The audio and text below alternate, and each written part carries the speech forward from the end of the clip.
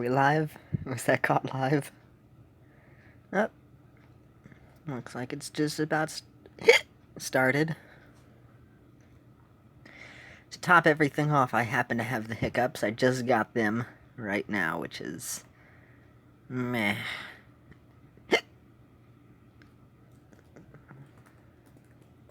If you run. Excuse me, I gotta update the stuff. Cookie run up. Ovenbreak. There we go.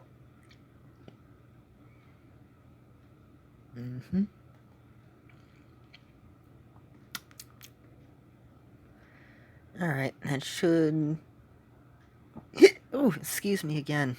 I hate this. Oh, I capitalized the U and up.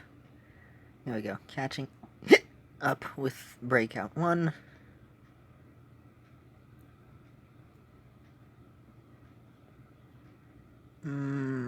Good. Very good. Oh!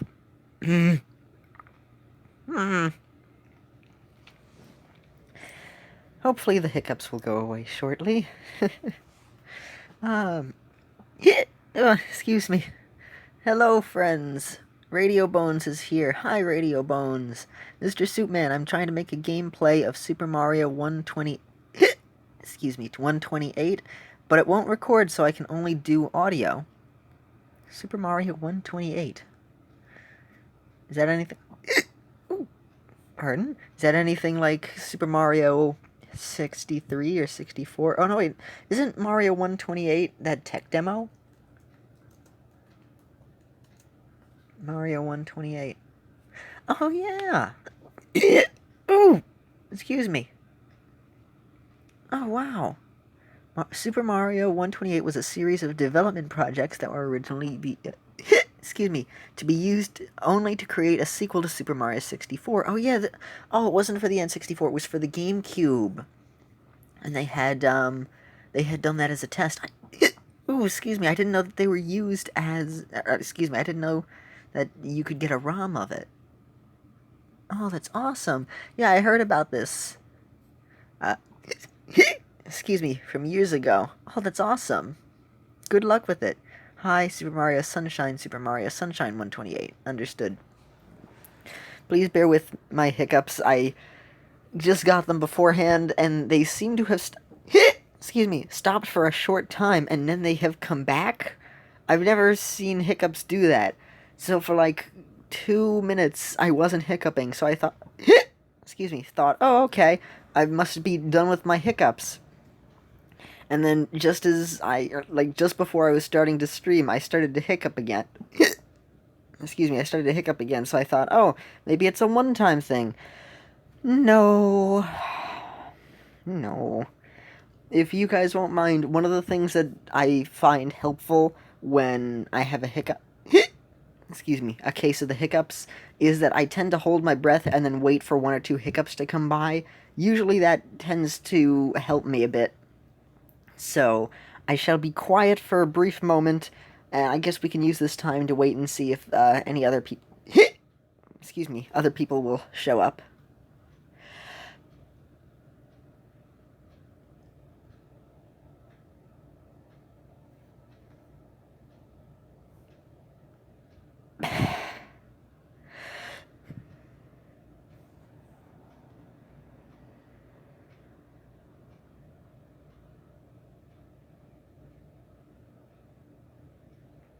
Well, I didn't hiccup there. So, did just holding my breath for a short time cure it? Usually it takes until, like, I hiccup with my breath being held. Alright, I'll just keep going. Let's see, you might check that out. Oh, Super Mario Sunshine 128. Chances are you'd have to pirate it. Oh, I see. I have read all 934 chapters of JoJo's Bizarre Adventure. Oh yeah, I believe I remember seeing that on Twitter, Radio Bones. That is quite an achievement. Let me enunciate that better. That is quite an achievement.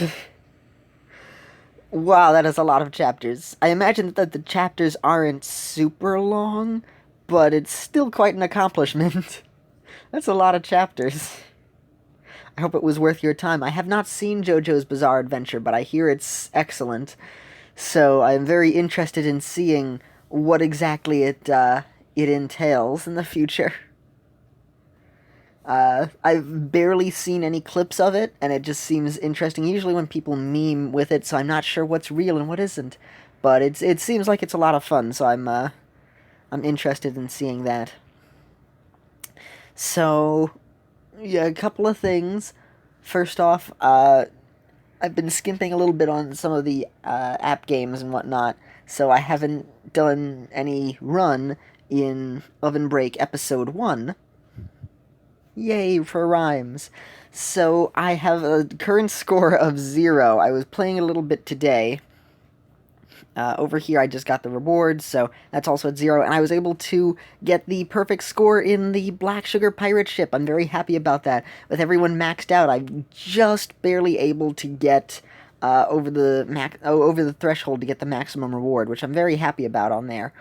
Also, the Handington Squad Guild. We have now basically reached a wall. We no longer are a dominating force to be reckoned with, so we tend to just stay around this section here, tier 1 of silver and tier 5 of gold. That's generally where we stay now. Now, Night Lore. See, my hiccups are gone, but if they come back yet again in a little bit, that's what happened before. Anyway, so Nightlore had been recording the past few guild runs on, like, a little notebook, piece of paper, who participates in it, so everybody else who doesn't participate, we're going to see if we can kick out some people who don't join the guild too much. I do want to keep the people who are from the channel on here, because I do want to focus the guild being a bit more on a fun community as opposed to completely dominating, because we still get a prize of the guild coins. Even if we win, we just get a couple less. So winning isn't everything, so I am okay with us being a bit on the weaker side. So I don't have any sort of trophy requirements, so pretty much anybody can join as long as there's room. However, for people who aren't participating and aren't fans of the channel, who know things and want to be a part of the whole Cookie Run Guild, I've decided that I would be okay with culling a few people who don't participate extra in addition to the... rather than doing it just for saving a spot for people to come by. So hopefully this way we'll be able to get some more people. And I think somebody has left our guild. WF, I think, has left the guild, so the other player who is, like, the second best has now become the best, UCI. I think WF was very tired of us losing and decided to use their skills in a much better guild, so I think WF has left, because not only have I not seen WF in the scores today, but when I head over here to the members and I scroll through, I can't find WF anywhere. I mean, it's one thing if, like, WF took a day off, and I would be absolutely fine with that. You don't have to do it every day, but I can't find WF in there anymore, so I think WF has left. And if any of you are watching this who are part of the guild, anytime you're able to play the game, and even if you just run a little bit in the guild, you don't even need that high of a score.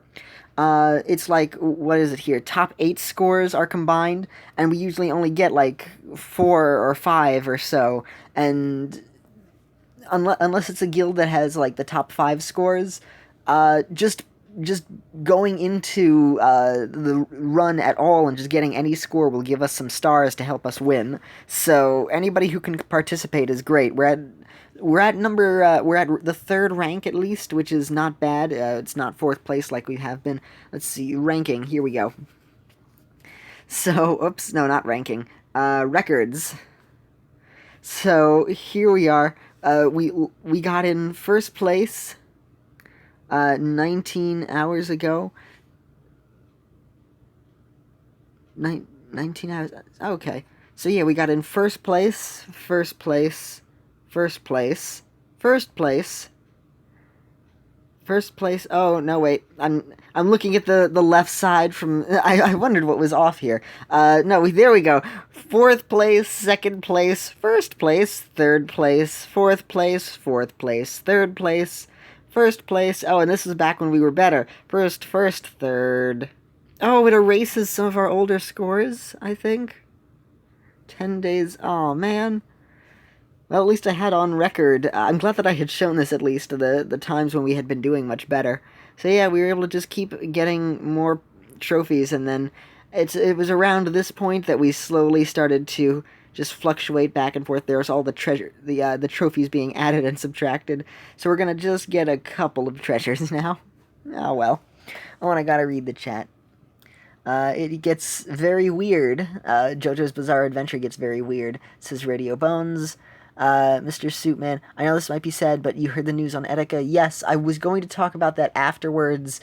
I got a little sidetracked on this, but I did want to talk about that briefly on the stream. Radio Bone says yes. Mr. Suitman says something, but had retracted the message. Radio Bone says JoJo also has a lot of musical references.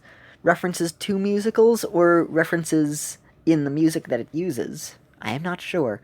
Either way, to talk about Etika, unfortunately I have heard the bad news. Normally I make a video about this kind of stuff, but I really didn't want to make a specific video today talking about it, because on Twitter I had seen a couple of videos that were very insulting, that just really wanted to try and capitalize on Etika's passing away, and it was very, very it was not very tasteful in the slightest. So I decided that I don't want to make a specific video to talk about Etika, because I don't want it to get a bunch of people coming by who don't normally come by to just see it. I don't want to do that either. I don't want to try and I don't try and capitalize on these things. Usually I talk about them when they're important, but I don't know. This one just didn't quite feel right if I made a video about it, so I decided I wouldn't make a video about it, but I did want to say something in the stream. Again, I got kind of sidetracked, so thank you for bringing this back around, Mr. Soupman. But it is very sad what happened to Etika, and he had a lot of stress and problems that were going on, and I feel so bad for him. I saw also on Twitter, somebody had found a clip from one of his streams where he was talking about how mentally taxing it is being used in lots and lots of memes, when people would just laugh, but he would be very hurt by them a lot, and just trying to save face and try and be as pleasant about it as possible.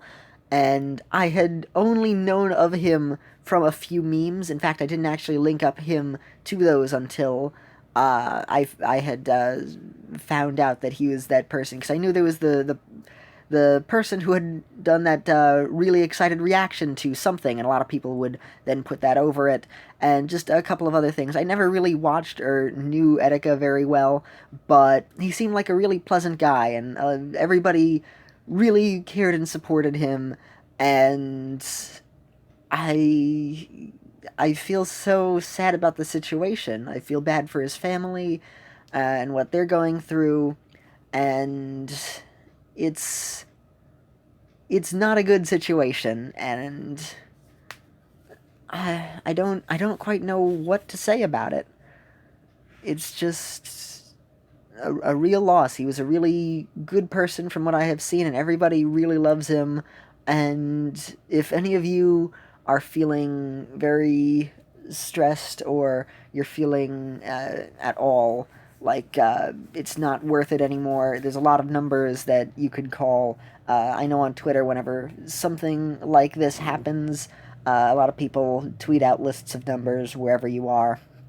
But you also have lots of options to help you through it, in case any of you out there are feeling like you're having a difficult time getting through through things. So I think that's all I have to say about the matter.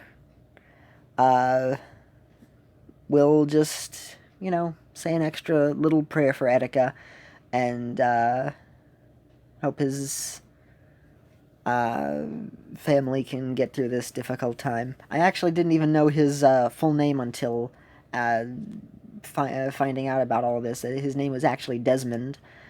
So it's a sad situation, but we're gonna get through it, and just try your best out there to keep on chugging through. And if you see somebody else going through a difficult time, just remember to be supportive to them as well. So I think that's everything that I have to say on the matter. I think I've said my piece. I would rather say it in a live stream, because I wanted to say something about it at least, but I didn't want to make it a focal point or a video like that. It's one thing if it's the whole Pro Jared situation, but this one I didn't feel like I wanted to specifically bring attention to it. So I'll just have it in this stream. So thank you again, Mr. Suitman, for bringing that back up. Also, before I go back to the chat, another thing that I had wanted to say regarding my special friend and I, which I realize this is the first stream since that had happened.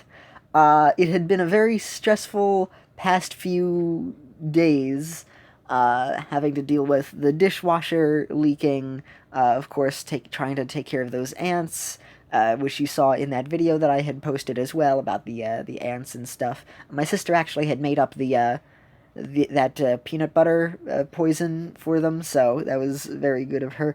But basically, we have a bunch of the ants, which is frustrating, and then we have the dishwasher, which we have to worry about, which is leaking, so we had to try and clean that up and all that, and then we can't really use the sink too often because that causes the leak, which we found out is actually coming from in between the dishwasher and the cabinet, and I had to deal with talking to my father about it, and over the phone, and it was difficult to coordinate it, and he was a jerk, and then I had to deal with it also when my sister was out too, out at school, and it was just a whole frustrating situation. Then I had to tell him all of the bill information, and he was just an absolute jerk over the phone on that. So it was a very, very stressful time, and it had been kind of getting to me a little bit. I had already been a little stressed with stuff that was going on, but I had still been trying to chug away at doing some videos and doing some other things and recording. Plus, I had also not been feeling too well, like, both energy, not quite sick as in like a cold or anything, but I was feeling a little nauseous and a little off for the past other days before, so that didn't help. And then to top off the parade of not good things, until, of course, what we had seen as well. So I mean, this whole week, basically an entire week's time has just been a myriad of, hey, this is not so bad, and oh no, this is terrible. So, on top of that, I found out that my special friend had decided that she would just us rather be regular friends, and the situation that had happened was that she had said that it wasn't on me, it wasn't anything that I had done. She had just said that she was interested in having a relationship with me someday, because we had just been talking about just talking to each other over our phones and texting and everything. So we never actually met up in person. And we were thinking hopefully one day we may, when we meet up in person, and then maybe as time goes by, then we would possibly, be boyfriend and girlfriend.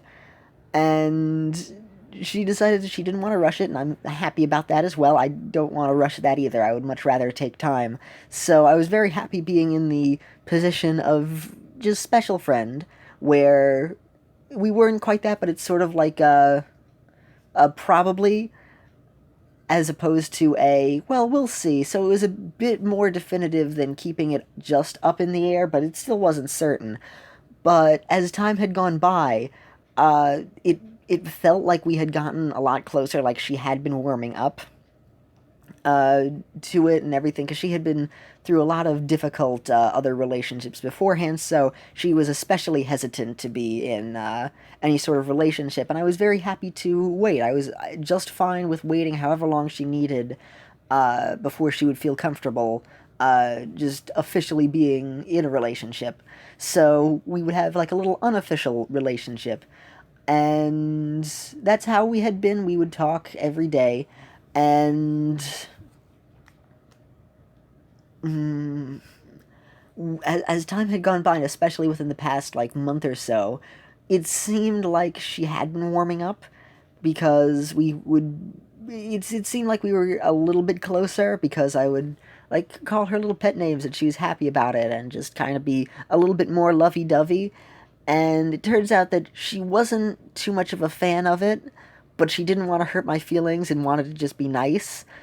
And she decided that she wanted to say it, because she had been, at least for maybe about a month now, or maybe a little more, or something, that she wasn't quite certain that she wanted us to be special friends anymore, and that she would just want to be friends. And I had been blissfully unaware of this, and she had explained it to me as well, and she was uh, she had just decided to tell me that, and I'm okay with her decision. I would much rather her be comfortable. Uh, I would much rather her be happy. So I'm okay with that. I'm feeling a little bit better as time goes by. Uh, not fully better, but enough where I'm okay. I can manage. I can function. I'm doing all right enough. So I'm trying. I'm trying to get by, and she had just decided that she wasn't really interested in me anymore, because she said that she had been before, but she didn't want to rush anything. And just as time went by, she decided that she really wasn't interested in that, and I respect her decision, and I respect her uh, choices and everything.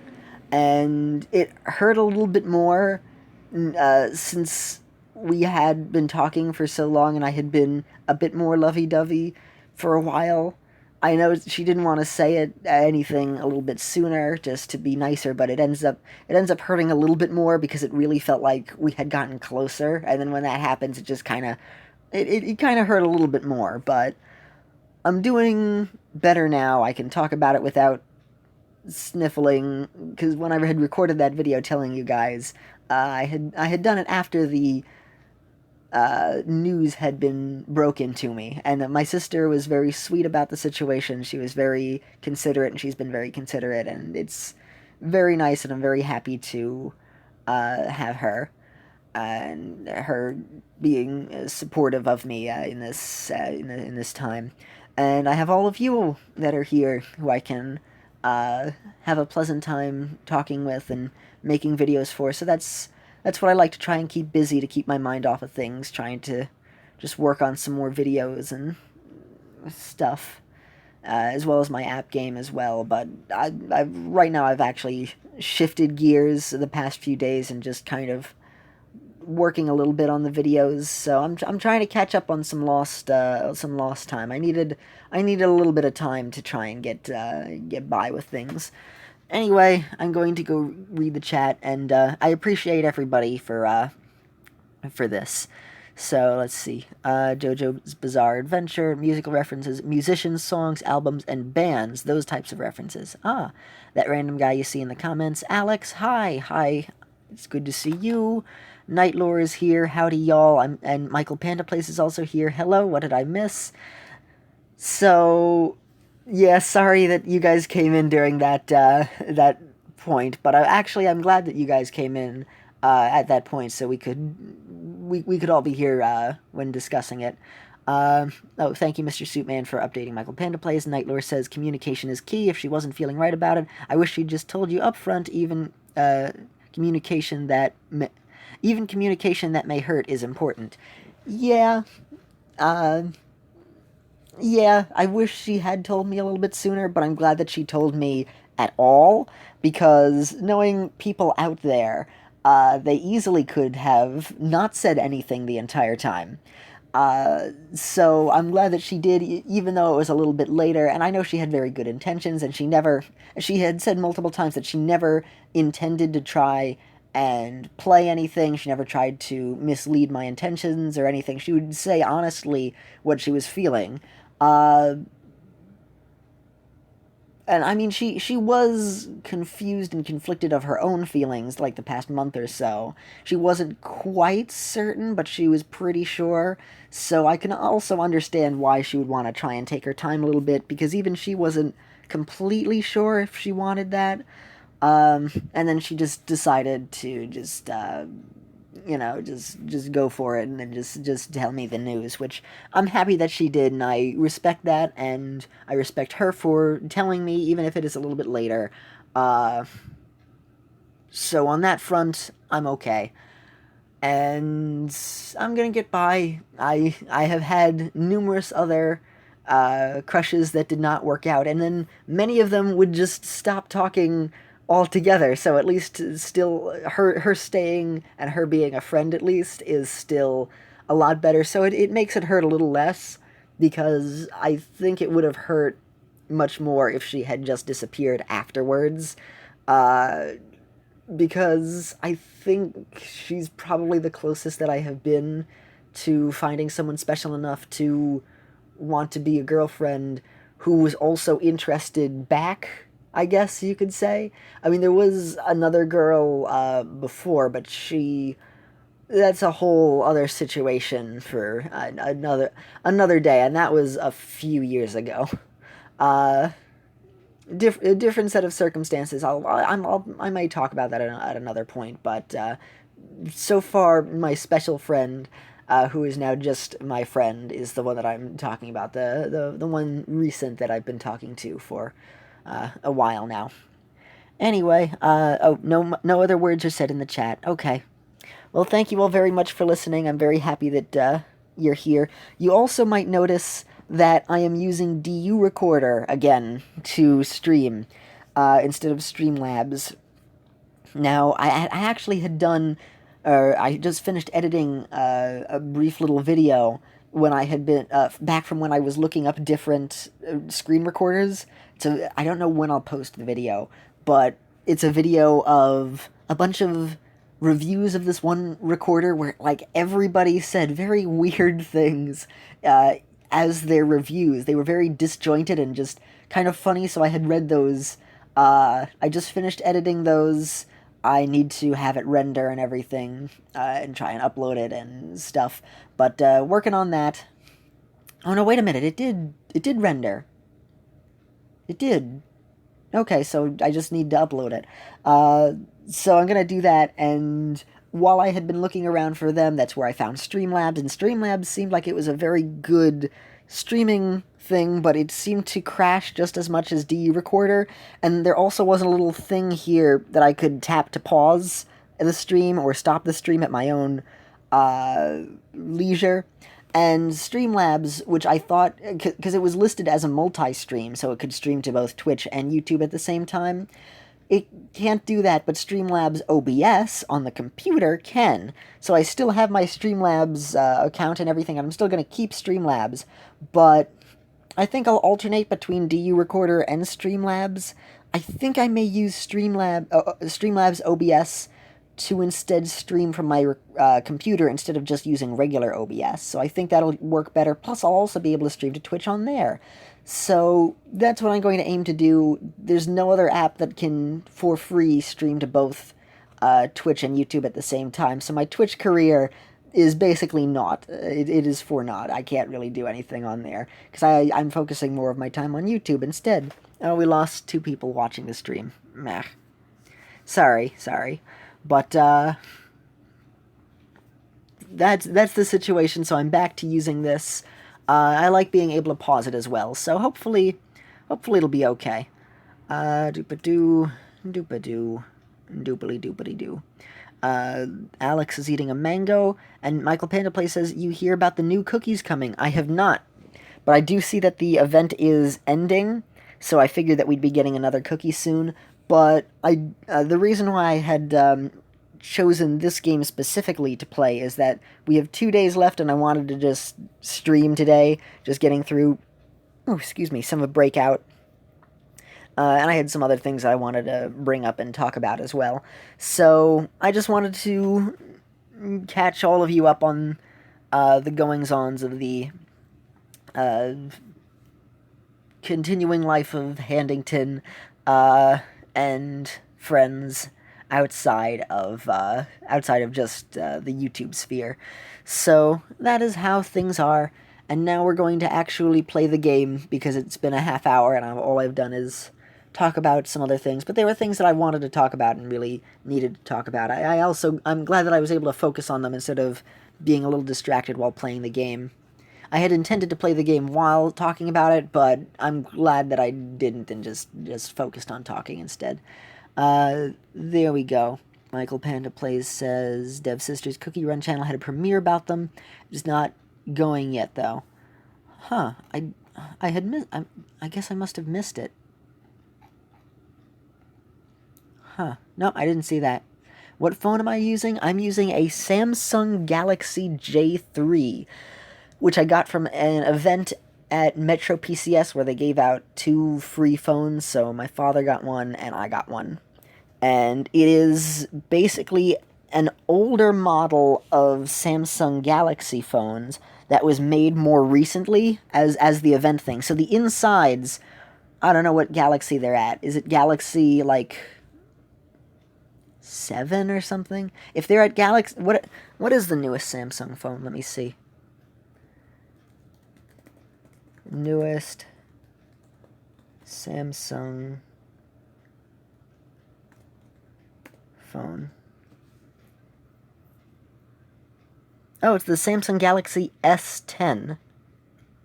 So I guess the Samsung Galaxy S9 was the one that came out when this phone was made.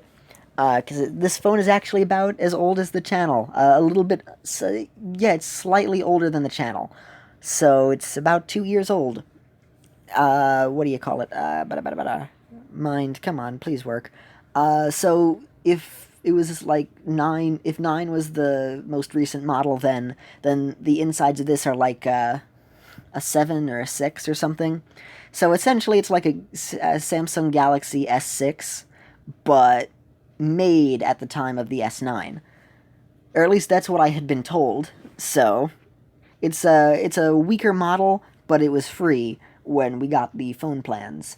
So, whoop whoop. Michael Panda Play says, I missed it too, but I randomly saw it in my recommended a few hours ago. People are saying one of them is going to be Peach Cookie. Oh, they're going to add in Peach Cookie to the game. Oh, cool. She's already in Cookie Wars. You know what? Let's do like a little live reaction. Let's see. Cookie Run channel. There we go. The official YouTube channel for Cookie Run. There we are. We're still not playing the game as I look up lots of stuff. Here we are. Oh, Cookie... I have notifications on for it, don't I? I turned on notifications. I got notifications before. And now it seems like notifications is turned off. This looks like what happened with PewDiePie as well. And now I'm not getting notifications, but it's like permanently turned off. I should make a video about that, actually. New cookie reveal. Set reminder when the event is scheduled. Oh. Okay. Now I understand it. The video is not up yet. It is set to go up. Like, it's going to be set to premiere shortly. Okay. I understand it. Oh, yeah. One of them is absolutely Peach Cookie. Yeah, like, you can tell her hair and the bow staff. So, yeah, definitely Peach Cookie is being introduced. Oh, what a nice bamboo forest as the what do you call it, the background for it, the new splash screen that they have. Oh, cool. I will type in the chat there. Peach cookie with 4 exclamation marks. I don't know if that'll actually be in there. Oh, premieres in 21 hours. Interesting. 21 people are waiting. It already has 1 dislike, but nothing happened yet. How can you dislike something that doesn't exist yet?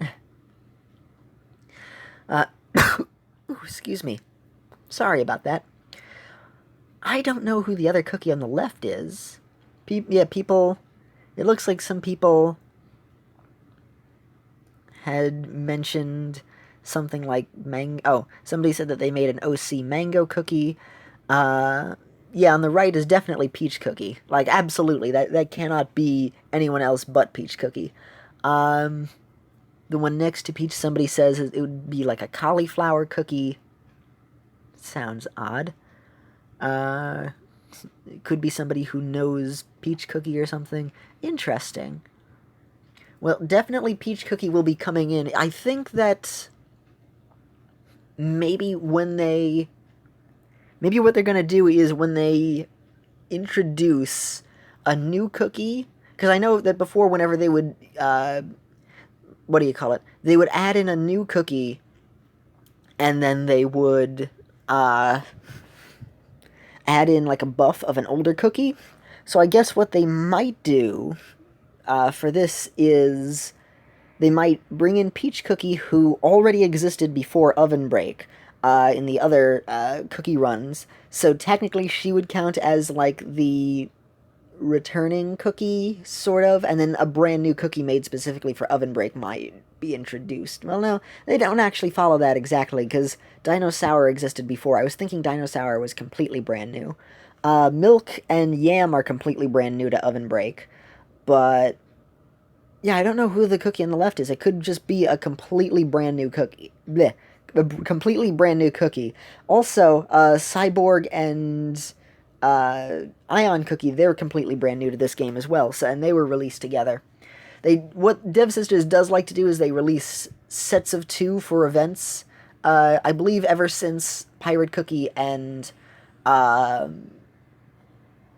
Squid Ink Cookie, they like to try and release sets of 2 or 3 and have like a buff in the middle, or around then. If not, it'll be like 1 or 2. That's more of what they do, actually, so my mistake. But yeah, one of them is definitely Peach Cookie. Mr. Soupman says 0. Mr. Soupman says, no, technically 0 is 0.0, and then lots of zeros.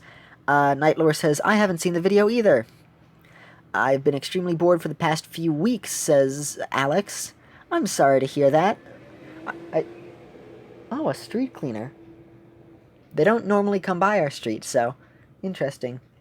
Whenever they will randomly come by, it's always interesting. And also kind of unexpected. Sorry about that. So, I'm sorry you've been very bored the past few weeks. I hope that you've been able to find some entertaining YouTube videos and whatnot, Alex. Michael Panda Plays says, I'm probably not be there when it premieres since it's pretty early in the morning. Yeah. Mr. Suitman says, yeah, summer's been pretty boring. People say it's apricot. I think that's spelled wrong. I don't know if it's true, though. Apricot and peach cookie. Interesting. An apricot cookie would make sense. I would love a Pop-Tart cookie that has all of Nyan Cat powers. That would be amazing. I love that. That has to be a thing. No, I said that sounds... Oh. Now that I said that, it sounds pretty girly. Yeah, that's fine if it is. That just sounds awesome. I'd love a Nyan Cat cookie. It's perfect. Yeah, it kind of does. LOL. You can call the street sweepers a stream sweeper. Psh. And then Alex says, lol. Indeed. Lol, indeed. And summer has been a very interesting time for me, so luckily I have not been too bored, because I've been able to make some stuff. Unfortunately, I haven't been able to make as much... Pardon me. I haven't been able to make as much stuff as I would have liked, but I've been able to get some stuff done. and I still have recording and editing that I've also been trying to work on. So the summer has gone by a little bit differently than I had expected, which has actually been for the best, honestly. But I've been working on other episodes and trying to get some more stuff done. I know the 666 sub special is still running a little late, as well as some other episodes of stuff that I gotta work on. So I'm chugging along at it. I'm trying to get by. I wanted to try and work on it a little bit sooner, but you know, the stressful stuff that's been happening the past few days.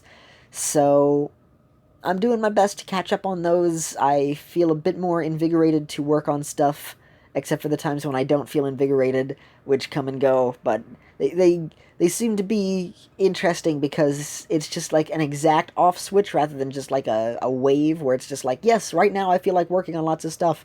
And then it'll be like, nope, not now. And it'll just be at random times throughout the day where I'm just like, oh, yes, I must work on video stuff now. And other points will just be like, no, I'm not up to it. So it's been interesting. Let's see. Laughter and clapping intensifies, says Alex. Excuse me. I think I breathed in, like, spit wrong, and now I'm coughing.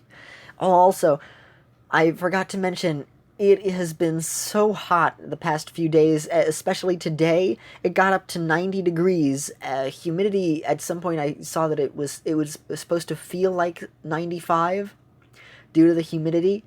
And we don't have air conditioning. We just have the fan on and the windows open to try and get some ventilation and stuff. So it's been very hot. Even after the day broke, the heat of the day broke, it was a nice and cool 85 degrees. Plus the humidity, which has not stopped. Right now, I believe it's a bit better. It might be 80. I'm not dying right now of the heat, so it's a bit better.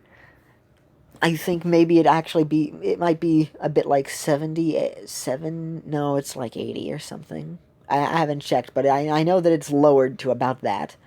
And the humidity makes it very unpleasant to work on things, so that has not been an enjoyable situation either. So I'm doing my best to stay cool. I still prefer the heat over the cold of winter. I love winter time, and I do love summertime enough. I loved it a bit more when the allure of not having school was the main thing. I think I like winter a bit more, but I like the heat a bit better because personally for me, I can cool down a bit easier than I can heat up. So it'll take me a while longer to heat up than it will be for me to cool down. I just have not been cooling myself down. Which I really should be, but I just hadn't, I don't know, I hadn't quite had the effort to do that.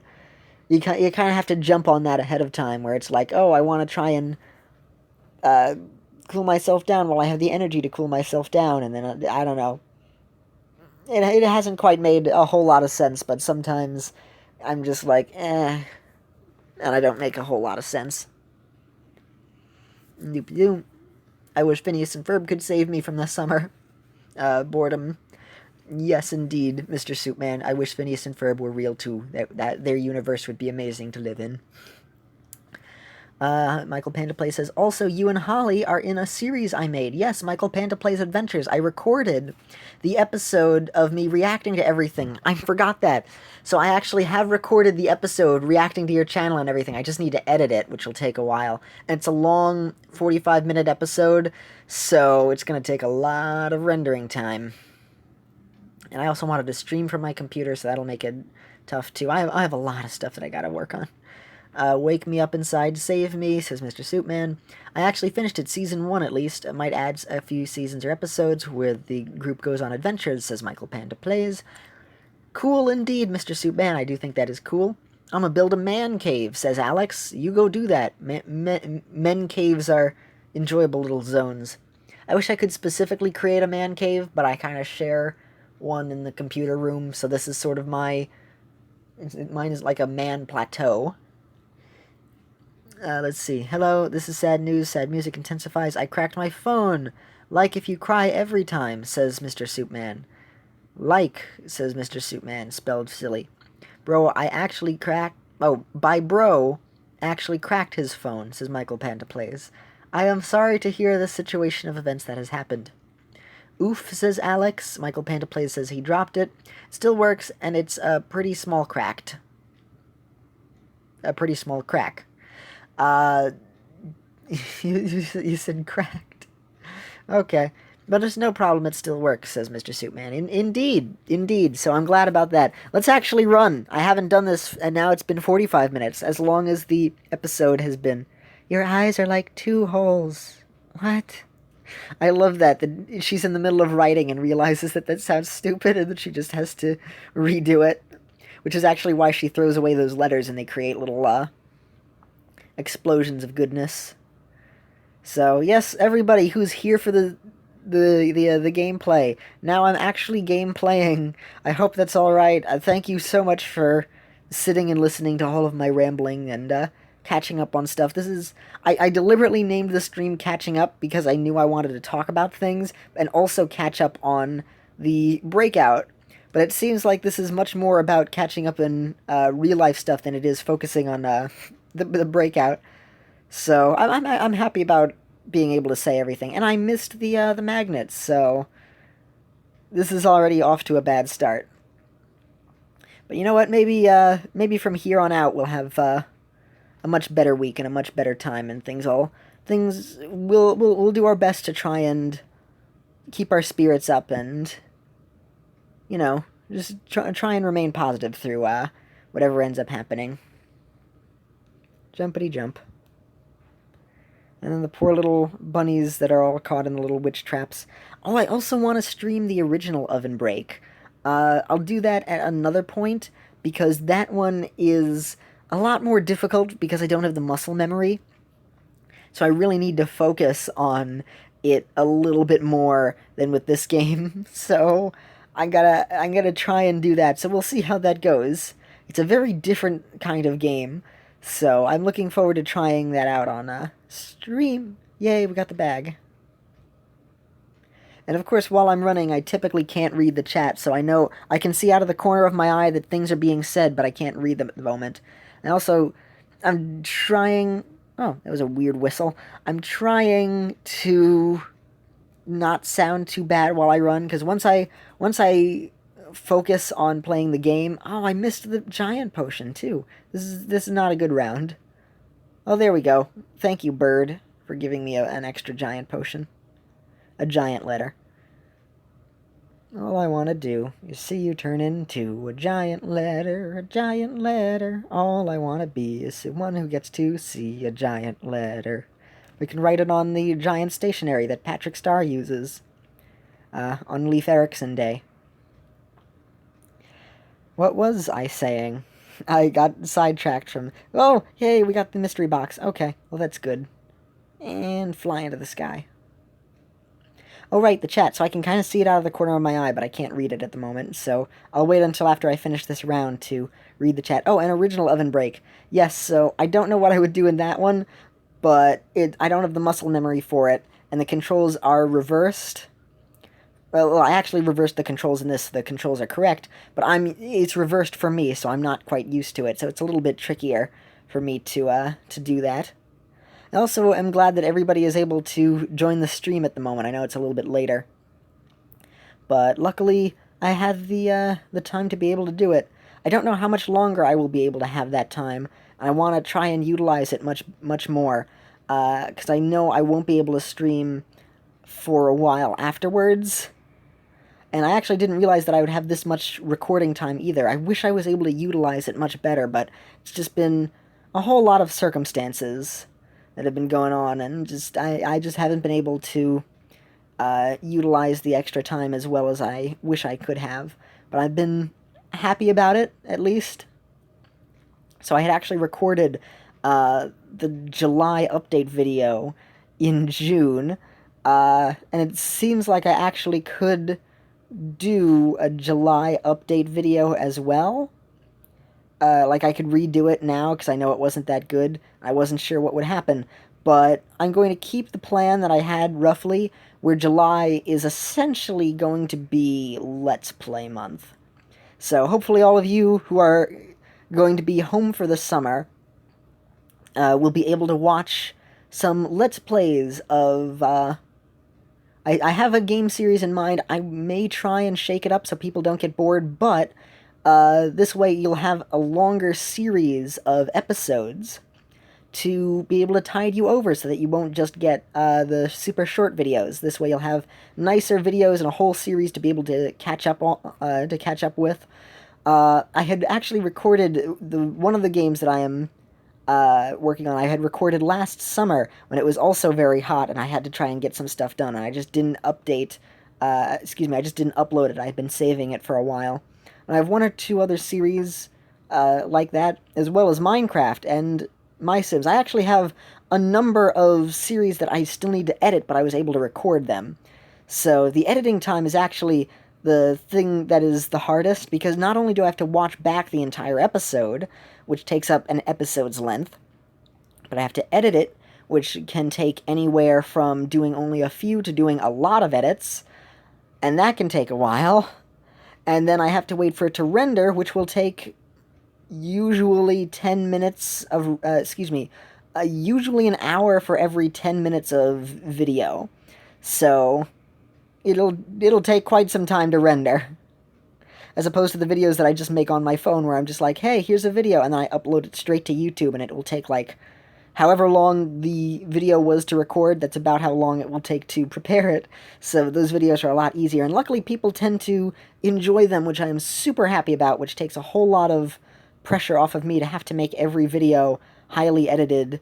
And I'm very happy and thankful for all of my fans who still enjoy what I do, even if it's a little less edited. So, thank you for that.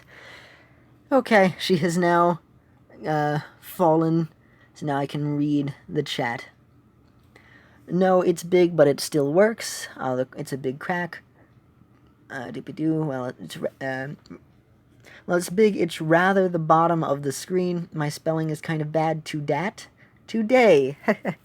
Yeah, we all have days where our spelling can be off, especially if we type fast. I know when I type fast, and also when I speak fast, I stumble over words. So I can understand that. Sans eyes can be two holes. Conspiracy theory, that is right. My theory. A game theory. I almost said Siri. Sorry. If I activated any of your phones by saying Siri as well, I apologize. Siri, subscribe to... And I won't finish that. I can't spell little one day. Crack theory. Thanks for watching. She's writing to Sans. I remember I did a drawing shout out for Sans, for the Sans wife and girlfriend, which was, that was like her username.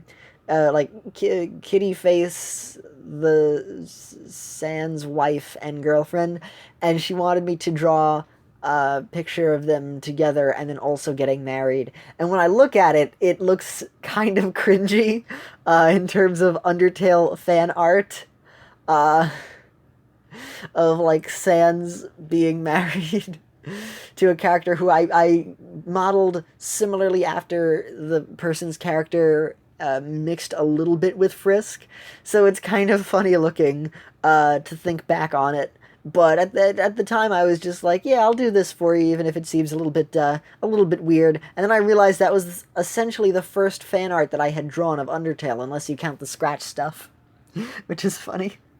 So thanks, Steven Universe, says Michael Panda Plays. Giant Woman is probably one of my favorite songs from it. Yes, it is a really lovely song. Mine is Escapism. I need to catch up on Steven Universe. I haven't been able to catch up on it. My sister and I were watching it together, and then we just hadn't caught up on it, and then she caught up on it herself, and so now I have to catch up on it at some point. The last time I saw it was the episode where the guy comes by. You know, the Thanksgiving one, the harvest episode. There we go. Mr. Suitman says, Handington belongs in the top 5 YouTubers who's sworn for swearing in his mukbang video? I didn't swear in the mukbang video. In the one with me eating the sandwich and the carrots, I didn't swear in that. No, I didn't swear in that. Unless something sounded like it was a swear. Weird Al the carrot is not a female. Oh, what? Weird Al the carrot is not a female dog.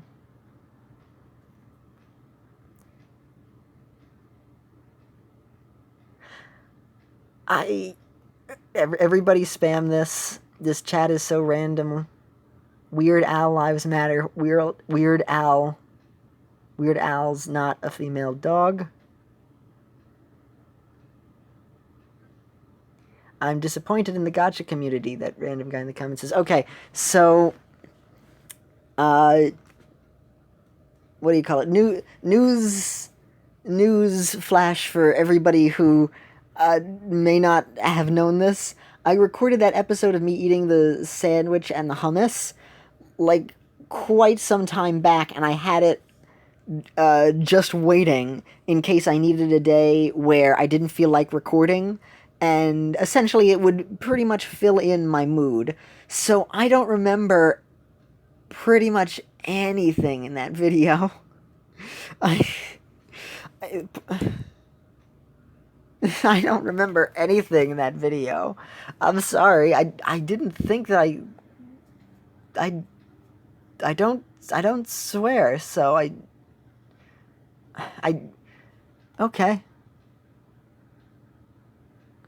Let's see where I'm disappointed in the gacha community. Yeah, just look up gacha and you'll know what I mean. No, seriously, watch his video from 2 days ago and go to 11 minutes and 45 seconds. Yeah, I'm even more disappointed in the community now. I watched the whole thing. Like I famed Lily Pons said, I'm so disappointed with this community. The Thanksgiving episode, boy, you missed a lot. Yes, I did miss a lot of Steven Universe. I need to catch up on most shows. I don't typically... The only shows that I tend to keep up with are, like, YouTubers. These days. Okay, so apparently, in that video... I'm going to try and find it somewhere here.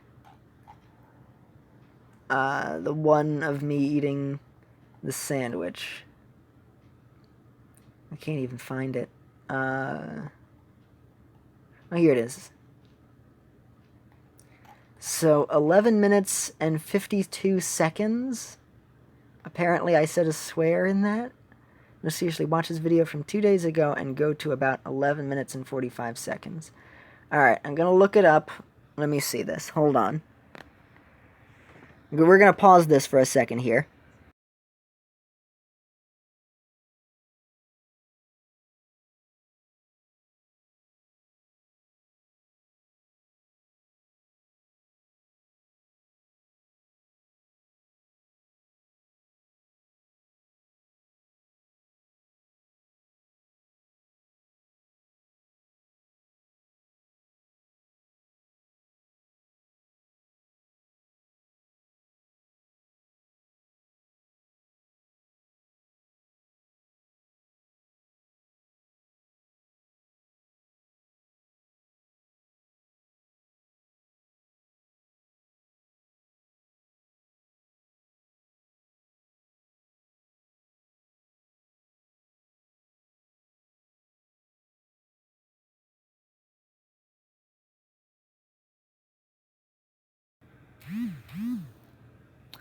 Okay, whoa!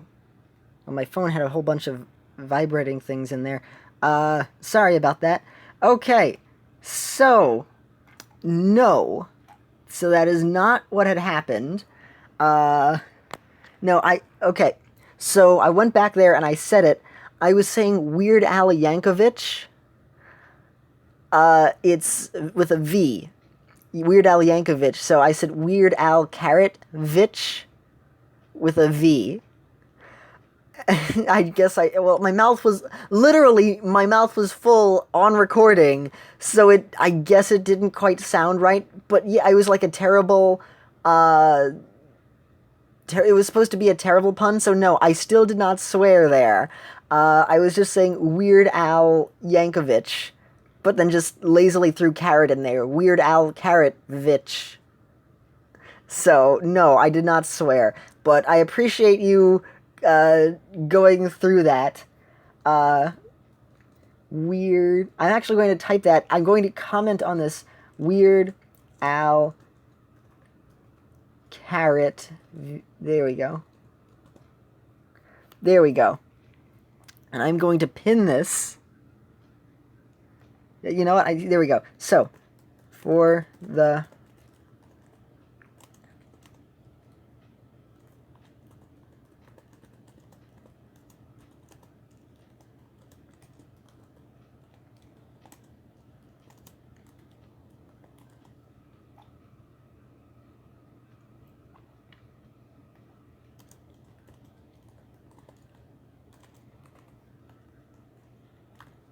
There we go.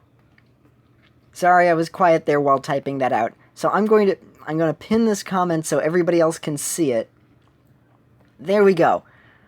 So now, for the record, we know that was the case. So I understand now what had happened. So there we go. Don't worry, I was not saying anything. I did not say that his last name is Weird Al. His last name is Yankovic. So I said Weird Al Carrotvich instead. So that is what I had said. Okie doke. Doopy-doo. Boy, you missed a lot. I can't catch up with shows, says Michael Panda Plays. Oof, whelp, now's my time. Weird Al is not a female dog. Yep. As the king of the trees, I will get you stumped, says Mr. Soupman. Another spamming of Weird Al is not a female dog. You can stop that now, guys. We understand this. We're done. I wonder if Spot and Holly would get along. For those who don't know, Spot, it YouTube partner. Mr. Soupman says, hashtag Weird Al Lives Matter. Indeed. I want to do some kind of skit of that now, says Michael Panda Plays. Indeed. Okay, so we shall now proceed with the rest of the run. But, yes, so that is the situation. I do appreciate, though, you guys going through the videos carefully. So I appreciate that. I like that, you guys are paying attention to this stuff. It's very nice. It makes me feel like, when I do little edits, it feels much more worth it, like it's gonna actually be noticed, so I appreciate that. Thank you, and I'm glad that, this was mentioned so I could clarify that. So now we run through the graveyard of bats. My commentary gets a lot worse when I don't know what to say. Oh well. See, this is why having, like, the Game Grump sort of setup, where you have 2 people at a time, makes going through all of this so much easier. Because you could have, like, Aaron could play, and then Dan could read the chat. Or Dan could be saying things, and Aaron is playing the game, and then Aaron could say things and whatnot. It makes it a whole lot easier to have 2 people, 2 or more people, while you're playing a game. You'd think that Let's Playing may be more difficult if you have to coordinate with more people, but no, actually. That is not the case. It actually becomes a whole lot easier. But, so far I'm a solo, except, of course, when I have on a guest, such as my sister, Emi Akame. Or that time for Paragon Aura's birthday that we were able to do the board game video together, which was a lot of fun. She's actually working on a review now. I won't say what it is, it's a secret. She has told me about it, though, and I've been talking with her about it, so that's been fun. But she's actually working on her own little sort of review video essay sort of thing, so I'm looking forward to seeing how it turns out. Oh, I didn't press the thing right. Well, there goes the extra million for the DJ points. Yeah, so far this is not a good run. But, I will still do my best. 1,000,000 points is a lot to miss, though. And we've already fallen. How did I stay down on the ground for so long? I'm gonna restart this. I think it's just better if we restart this round. I don't want to restart the whole thing, but I got a breakout ticket. Normally I don't like spending them, especially this frivolously, but, I want to redo it.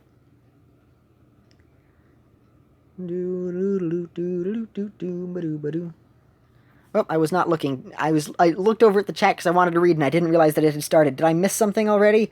Ah, shoot. Did we miss it already? And this whole I basically wasted a ticket. No, I don't think I don't think I missed something. Yay. Okay. I do want to pause this though because now I want to read the chat. Before Mr. Suitman retracts more of his comments, I want to do some kind of skit now. What subscribers of yours has there? Okay, I don't understand that, Alex. Michael Painted Player says, I'm guessing no as an answer, but I want to ask this anyway. Mr. Suitman says, oh, okay, no more accusations. Accusations go bye-bye. Thank you very much. It appears that you three are the only ones watching the stream. Nightlore has now left, and the other person who had been watching this has also left, whoever that person is, who doesn't comment.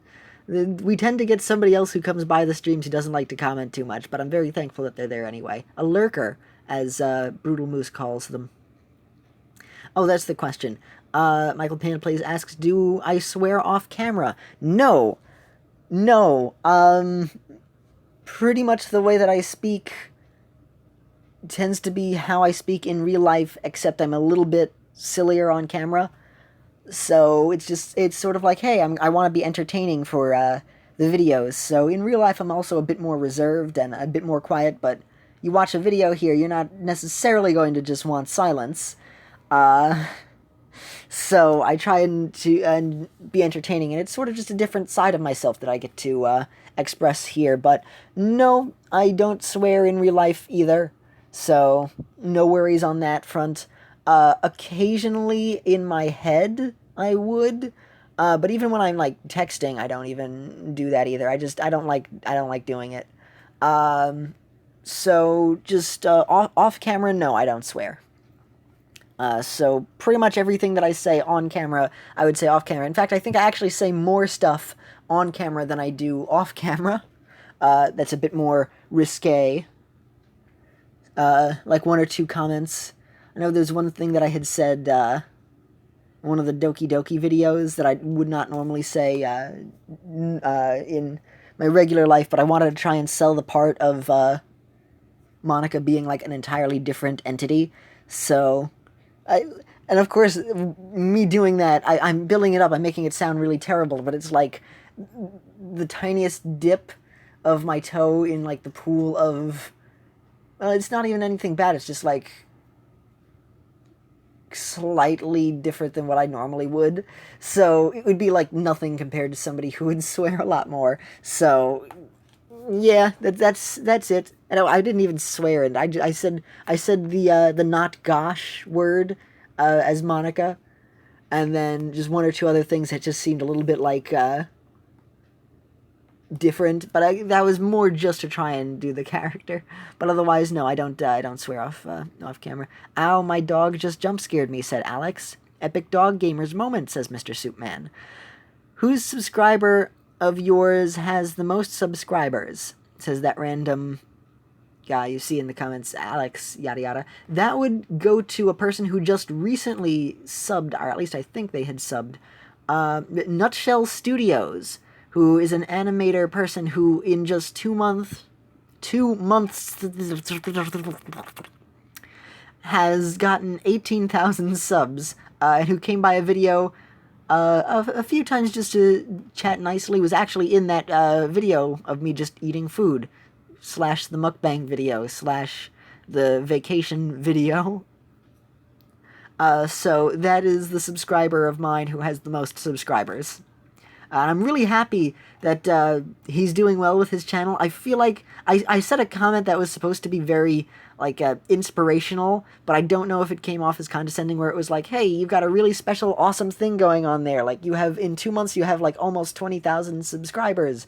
Like, your channel is doing, like, thousands of times better than mine. I've been doing this for 2 years, and I don't have 1,000 yet, and it's like, you're doing an awesome job. Keep it up. Keep doing the awesome thing. You've got, like, a special thing here. And I hope that doesn't sound condescending in some way. I don't know if it did or not, but he has not responded to that comment, so I don't know if That I don't know if Nutshell Studios just didn't want to respond or didn't have anything else to say or just didn't see it or just thought it was rude or something. I always get kind of anxious about that kind of stuff. So yeah, there we go. Speaking of review, I might do a channel review series. I'm not sure, says Michael Panda Plays. Oh, good luck with it. That sounds fun. Do your best. Well, accusations went bye-bye, but we all know I made a mistake. Oh, that's okay, Mr. Soupman. You pointed out a very good thing, and I'm very happy to have been able to clarify it. So, no problems on that, Mr. Soupman. Thank you. It's from mistakes that we learn and grow as a person. So, no problems. I can predict the future, says Michael Panda Plays, in 3, 2, 1. Handington will have 1 million subscribers. That's very sweet of you. Thank you so much. I appreciate that. It's very nice. Thank you. I don't think that we'll get up to that many. Holy moly, we're at 682 right now. When I checked earlier, it was 680. Wow, that's awesome. Yay. We got an extra 2 people who came by. Oh, that's fantastic. But I don't actually think that we would get to 100. That we would get to 1 million subscribers in actuality. Like it's already a pretty cool goal if we can make it to 1,000. I think if the channel keeps going long enough, we might be able to hit 1,000. In terms of hoping for the future, 10,000 would be amazing. And I think that the biggest this channel could ever possibly get is like maybe 100,000. In like a realistic, unrealistic goal. But it certainly is a lot of fun to imagine having 1 million subscribers. Which would be cool. I actually don't know if I would want, like, Ninja, Jacksepticeye, Markiplier level numbers of subscribers. I really would rather have a bit of a smaller community, but still have a very dedicated sort of community. Similar to Brutal Moose. I can relate to him in a number of ways, and I just think that he's also awesome. So I would much rather have a community a bit more like Brutal Moose, where it's like 400,000, and everybody is just super close-knit, and then it's like that. Although he was also at like 200,000 or whatever. So just like a small, pleasant little community. I imagine that if that ever happened, I would probably end up being a bit more on, like, the 100,000 side, but that would be really awesome one day. But right now, let's just think about how awesome it would be to get up to 700.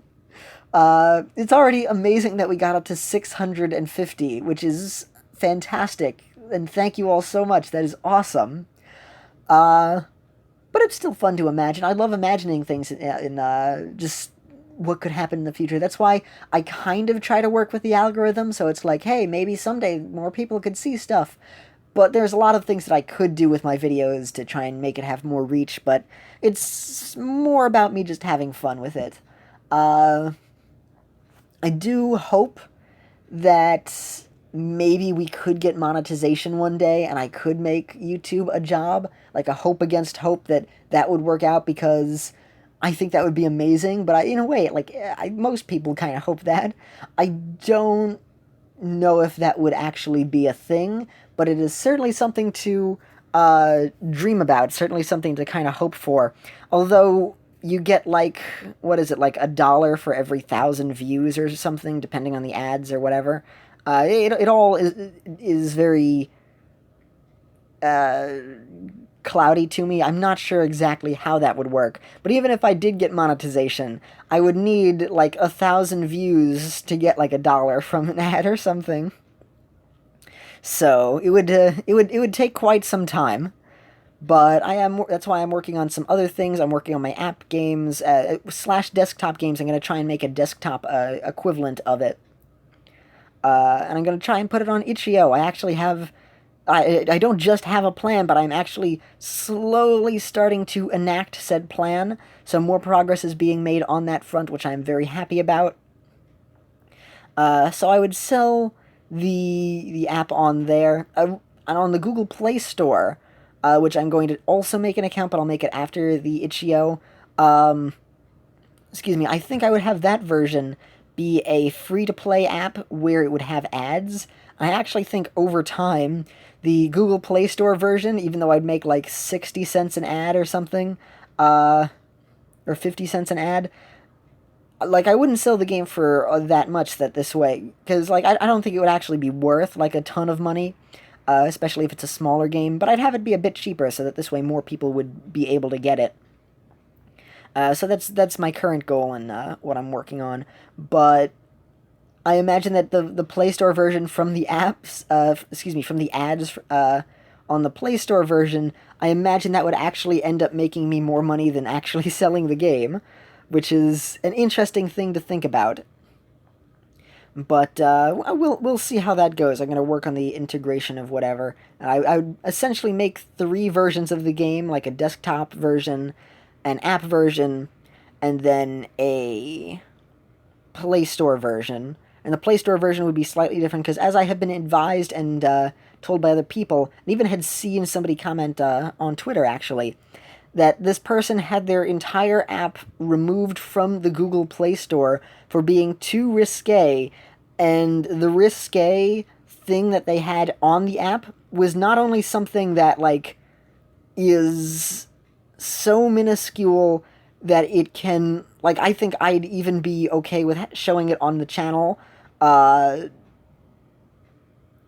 was like the stupidest reason why they took it off of the App Store, which, funny enough, also in other things, like, well, I don't know the whole story behind it, but other apps are way more risque, but that app specifically was taken down due to it supposedly being risque. Like, on Disney Channel, they would show worse than that app did, and, I'm gonna essentially make a version of the app that is a little bit more toned down, even though it's already not, like, not really that intense of an app, but I want to be sure that it would be able to stay up on the Play Store. Oh, I missed those potions up there. So, I'm essentially going to make 3 versions of the game, and I'm not certain if I would have, because I know that for making the app version of the game and a desktop version of the game would fundamentally change how it's played. So I don't know if I would change it enough where it's basically the exact same game, and I would just say, sure, we'd have like a desktop version of the game, or what I would do instead is change the desktop version enough where it would basically be its own separate game, and it would just be an entirely different thing on its own. I'm not certain about that. We'll see how that goes. Right now I'm aiming towards the desktop version essentially just being the app version but plays differently. Or plays slightly differently, control-wise. And of course, the Google Play version is going to be a slightly altered version of the original game, just to make sure that Google Play does not flag it, because I don't think that they would. I think it's fine enough, but seeing how not only have I been warned by people, but I also I happen to see that developer who was flagged for the stupidest thing in the app, and it was taken down by Google specifically. They reviewed it, and then they manually re-reviewed it, and then said, you can't have this up here. Again, I don't know the whole backstory behind it, but what Google had given as a reason, especially for what it looks like, seems kind of ridiculous, so I would probably have a slightly more toned down version of that, and this way people who don't have itch.io or can't afford it would be able to have the free-to-play version, which I think actually would end up making a bit more money due to the fact that I would get multiple ads instead of just a one-time payment, like on itch.io. But the reason why I would be focusing a bit more on the monetary side is that is a bit more of my profession. Like, that's more of what I'm interested in actually doing, as opposed to YouTube, where it's like, if I get monetization or not, that's not as important to me. But for the app games, it is a bit more important. So I don't want to bombard people with ads either, so I just have them sparingly. Probably something where you just watch an ad, for stuff. because that's much more reasonable. So this way you don't have to spend any money. You'd get to see an ad for it. Who knows? Maybe you might even get something from the ad if it gives you something that you'd be interested in. And then, who's my what's this? What was I saying? Right. So then this way more people would be able to be exposed to it. So that this way it isn't just an online indie thing. This way you'd actually be able to get it on your phones. Well, actually, you can get apps. Itch.io has a phone app where you can download an app version of the game. They have a whole list of instructions saying, hey, here's how this thing works, and if you want to do this thing, there's that thing. So it's very complicated. It's something that I gotta keep reading up on. Because in addition to making the app, publishing the app is an entire other story, and we missed the E. This is a terrible round of Breakout. So, publishing it is already hard, and Itch.io is already the much, much easier way of publishing things for indie developers. I'm also going to try and get Game Jolt as well, but right now I'm going to focus on Itch first, then Game Jolt, then Play Store. So that is what I'm aiming for.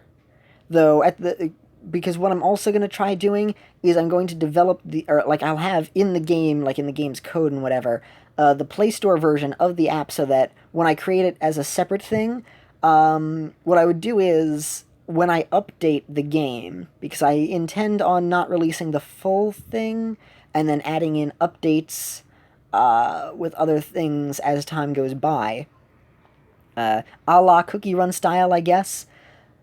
I will add in a couple more things as the game progresses, and then this way I'll be able to have it out and then do some more things. I wouldn't charge for the updates. Who do you think I am? Destiny? I've watched the IHE's videos on Destiny and everything, and it's just that's the go-to video that I think the go-to game when I think of game business practices that are very shady and not very good to their players. So I wouldn't do that. I'd make all the updates free. But then this way, I'd at least be able to have the game up there. I guess sort of in the spirit of like an early access game. We'll see how it goes, because I don't think that I'd be able to update the app forever. There is an end in sight for the updates, but then I would just have it wouldn't quite be like Cookie Run where it's like, hey, you never know what'll come next. It would be something where I would just fill out a sort of roster, I guess you could say. So eventually the roster would be filled out, but this way I'd have other updates as time goes by. And so what I would do is I'd have the Google Play version where all of the things, I would have like a slightly more toned down version of it, just to be like extra family-friendly, advertiser-safe, because I've heard that the Google Play Store, similar to YouTube, can really get you for little things like that. So even though my game, I would say, would probably be rated E10, I would make like a bit more of an E-rated version. So my app on like Itch.io would be PG, and then the Play Store version would be like G. So that this way, I'd be like, yep, this is the safer version. The other version is safe enough, because, I mean, come on, sometimes you just gotta be, like, a bit more grown-up. Just be like, hey, this is fine, just don't shy away from that. Which, of course, me, Handington, saying that sounds rich, but, you know, there's a certain amount of the world that you need to experience. I mean, come on. But, so that's what I would probably do. So I would actually have in the code of the game a slightly more censored version of the things, so that this way all I would do is I would make an update, and then I would essentially copy the file, and then I would export one version as the Itch.io version, and then the other version as the Play Store version. But I'm not sure exactly how that'll go, but that's what my plan is, code-wise. I don't think I would stream me coding anything, because I like to keep my stuff a secret.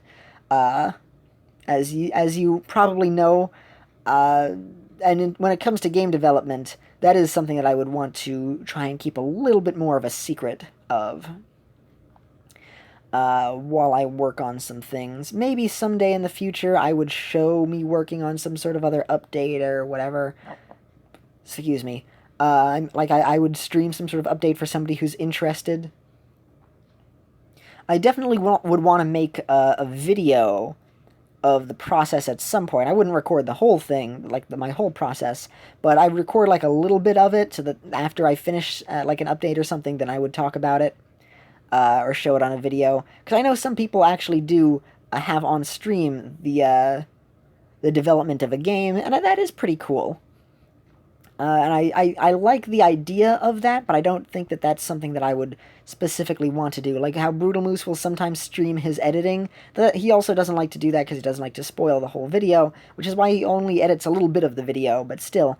So I don't know if I would do that in the future. Maybe after the app is a little bit more established, I'd try something like that. I don't know. But, right now, things are slowly coming along, and I'm very happy about how they are. I have a whole bunch of different plans on what I want to try and accomplish with it. So we'll see how things go. I know sometimes I will have a change of plans, or things won't go exactly as I had envisioned, but that's what contingency plans are for. You just gotta roll with the punches and adapt. Good info, not just for game development, but also for life. Just good stuff to keep in mind. And out of mind and enacted in your regular daily life. Life-a-dee life. It's Dominic the Donkey, life-a-dee life. The Italian Christmas donkey. I like to sing that song a lot and make my words randomly become that song. At every Christmas party at my elementary school, they would play it, and I would be happy because that would be a song that we would play at home because it was on a cassette tape of a bunch of Christmas songs that we would listen to while we would set up the tree and do one or two other little festive things. So I enjoy that. The chat. I need to read the chat.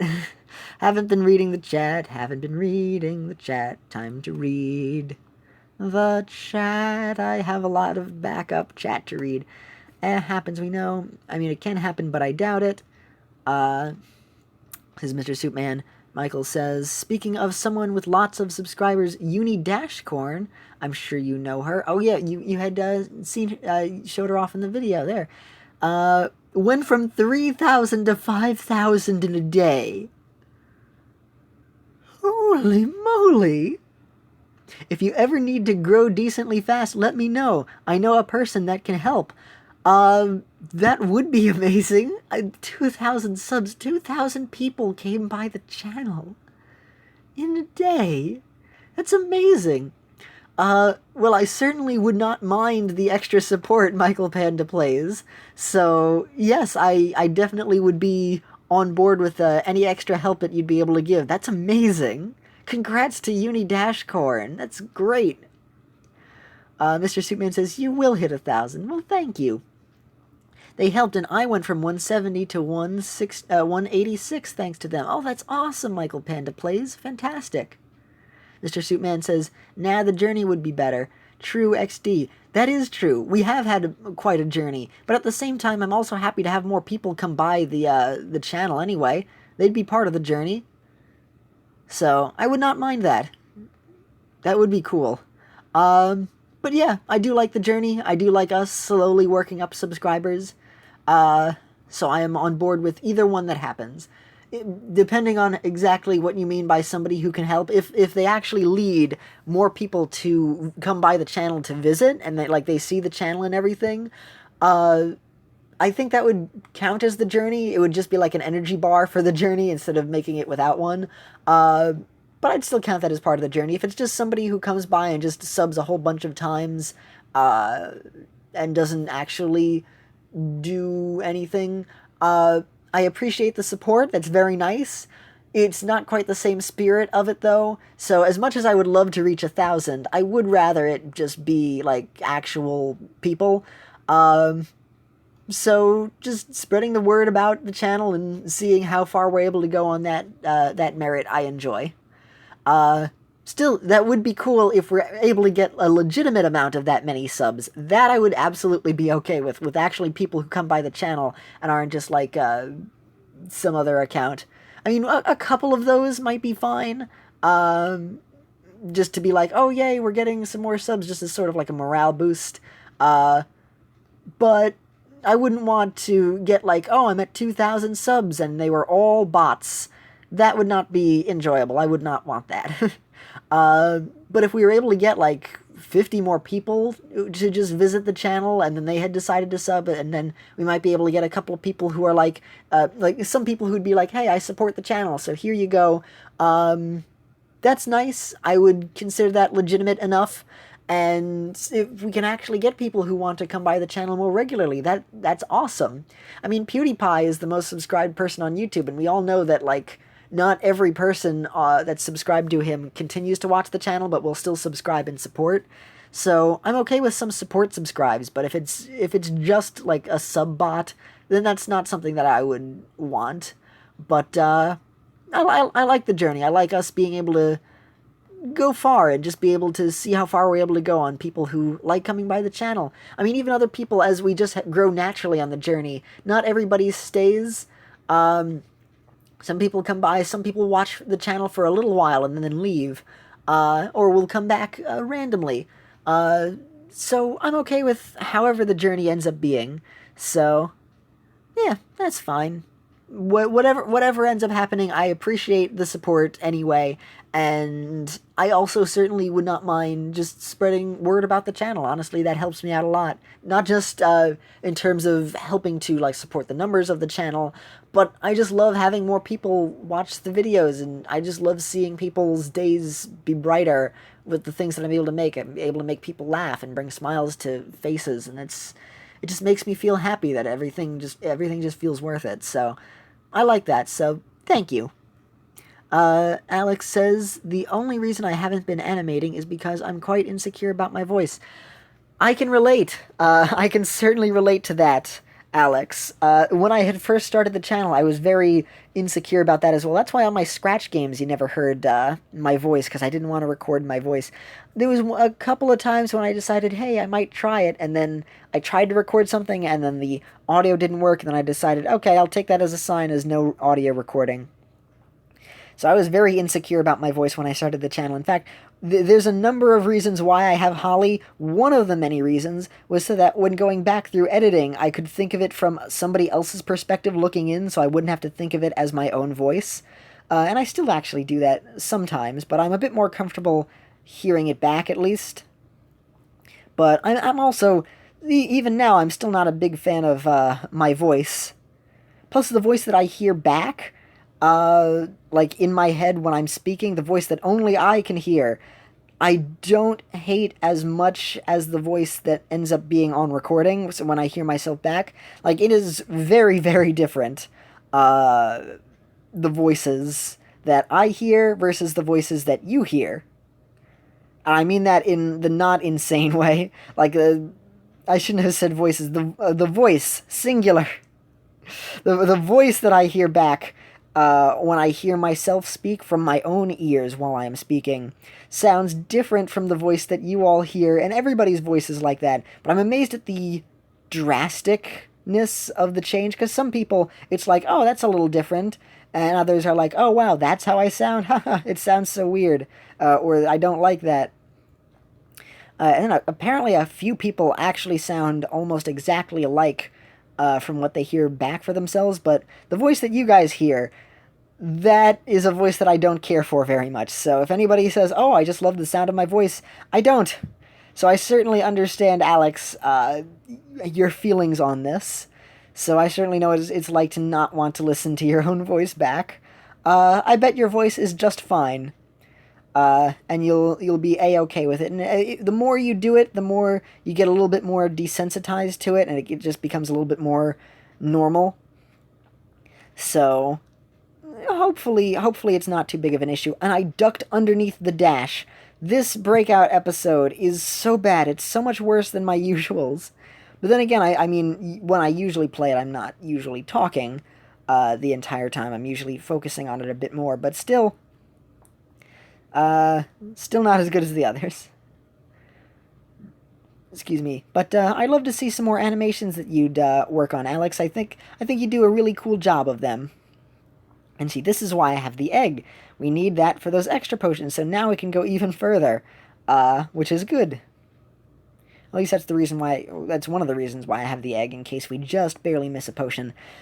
And the other one is if we just barely miss our ability activating. So the egg can be very useful, especially in Breakout here, where I'm like, I just want a good score, as opposed to a perfect score. So I don't mind having a slightly lower score to allow me to just kind of do whatever and just kind of play it a bit more casually, unlike the pirate special episode of Breakout, where I would focus deliberately on that and it's all about score and it isn't about anything else when I would do a specific run. Except, of course, if I'm running in the pirate episode just to grind for more items and stuff, in which case I don't care at all. But when I'm doing a serious run for the points, just like what I had done for the 180, the 181,000 points, that one I focus much more on. Here, I could use another treasure to give me more points instead of the egg, if I was careful. But I don't care as much about taking 1 or 2 hits in this. I normally wouldn't have restarted for DJ there, but I just felt like, hey, I kind of wanted to restart there. And the most important thing with this game is that I'm having a fun time with it. I don't want it to be a chore. So if I wanted to just spend my extra thingy, then I will. I mean, I have 500 of them, but I still like to save them up. Ever since one time when I had played this game, and I needed to try and get a better score in Champions League, and I burned through all of my rescue tickets, and this was back before I had, like, 1,000 or so. And I had been saving them up, and I had, like, 20, and I needed to just keep rescuing myself, because I couldn't get through the Champions League, and I wanted to try and get a score and whatever in it. And I was like, I need to make sure that I keep a stockpile of my items in case there's a time that comes when I really, really need it. Just like during the Hello Kitty event, which I was very glad that I saved up a ton of my crystals for, so I could get those extra chests, because you never know when something will come by that's like, oh, I really need all of these extra items for a special thing. So that's why I like to stockpile. Sometimes I stockpile a little bit too much. Whoops. And float. It's so dark. Yay! I like the lighting effect here. It isn't just like a circle around him like some games would do. It is actually brighter around him. They seem to actually do a shading effect. Or if it is just a circle, I don't know, the circle does grow when he grows. I don't know if it's a radius thing or whatever. It looks like it's actual lighting in there, as opposed like a lighting engine instead of just a color. Like in A Link to the Past, I believe it uses a similar thing that I had learned on Scratch, where it's just a black sprite that surrounds you, and then when you make the color around you, the area through the darkness, it's actually just a transparent circle that focuses directly on the main character. And when you use a bigger one, it just changes out the sprite to a different sized one, so you don't actually... like, the darkness and the light are exactly the same thing. Ooh, poetic. And the light that you see is actually just a hole in the darkness that covers you. Those are more gaming technical aspects. And once I finish up with little Mr. Rabbit Boy, then we can... come on, brain, work. Then I can read the chat again and then proceed with more comments from folks. I know when I go back to reading it, I go back to reading an older topic and we're already on a newer thing. Oh, I got hit by a flying fish that I didn't see. My mistake. It's fun to say words. Oh, and we're not dead yet. Yay. Thank you, Red Egg Redemption. That allowed me to magnetize those things. I forgot. I didn't realize that we had it. Ooh, and oh, we just missed the extra health. And then we dash. We collected it, but I don't get the health bonus from those. Ah. So let's see. Well, maybe a thing like that's not bad, but a meme status growing, nah, says Mr. Soupman, or a few hundred, nah. I found a really cool new laptop, says Michael Panda Plays. Nice, says Mr. Soupman, and I agree too nice. I don't have it yet, but the people at the shop have it put up so that we can pay whenever we want. Ah, so we pay all at once or slowly, as we do it in like 3 months. Ah, that's pretty cool, like an installment plan. I have about $30 or $40. I don't know how much, says Michael Panda Plays. How much is the laptop? Planning to spend that to get it. It was $200, but they reduced it to $160. $160 for a laptop is a really good price for a laptop, so definitely try and get that. I know it's probably a little expensive, but yes, definitely try for that. That is a fantastic price for a laptop. Let's see. Random guy says, I have $10 an hour job. Oh, is that minimum wage? Oh, there's an ambulance outside.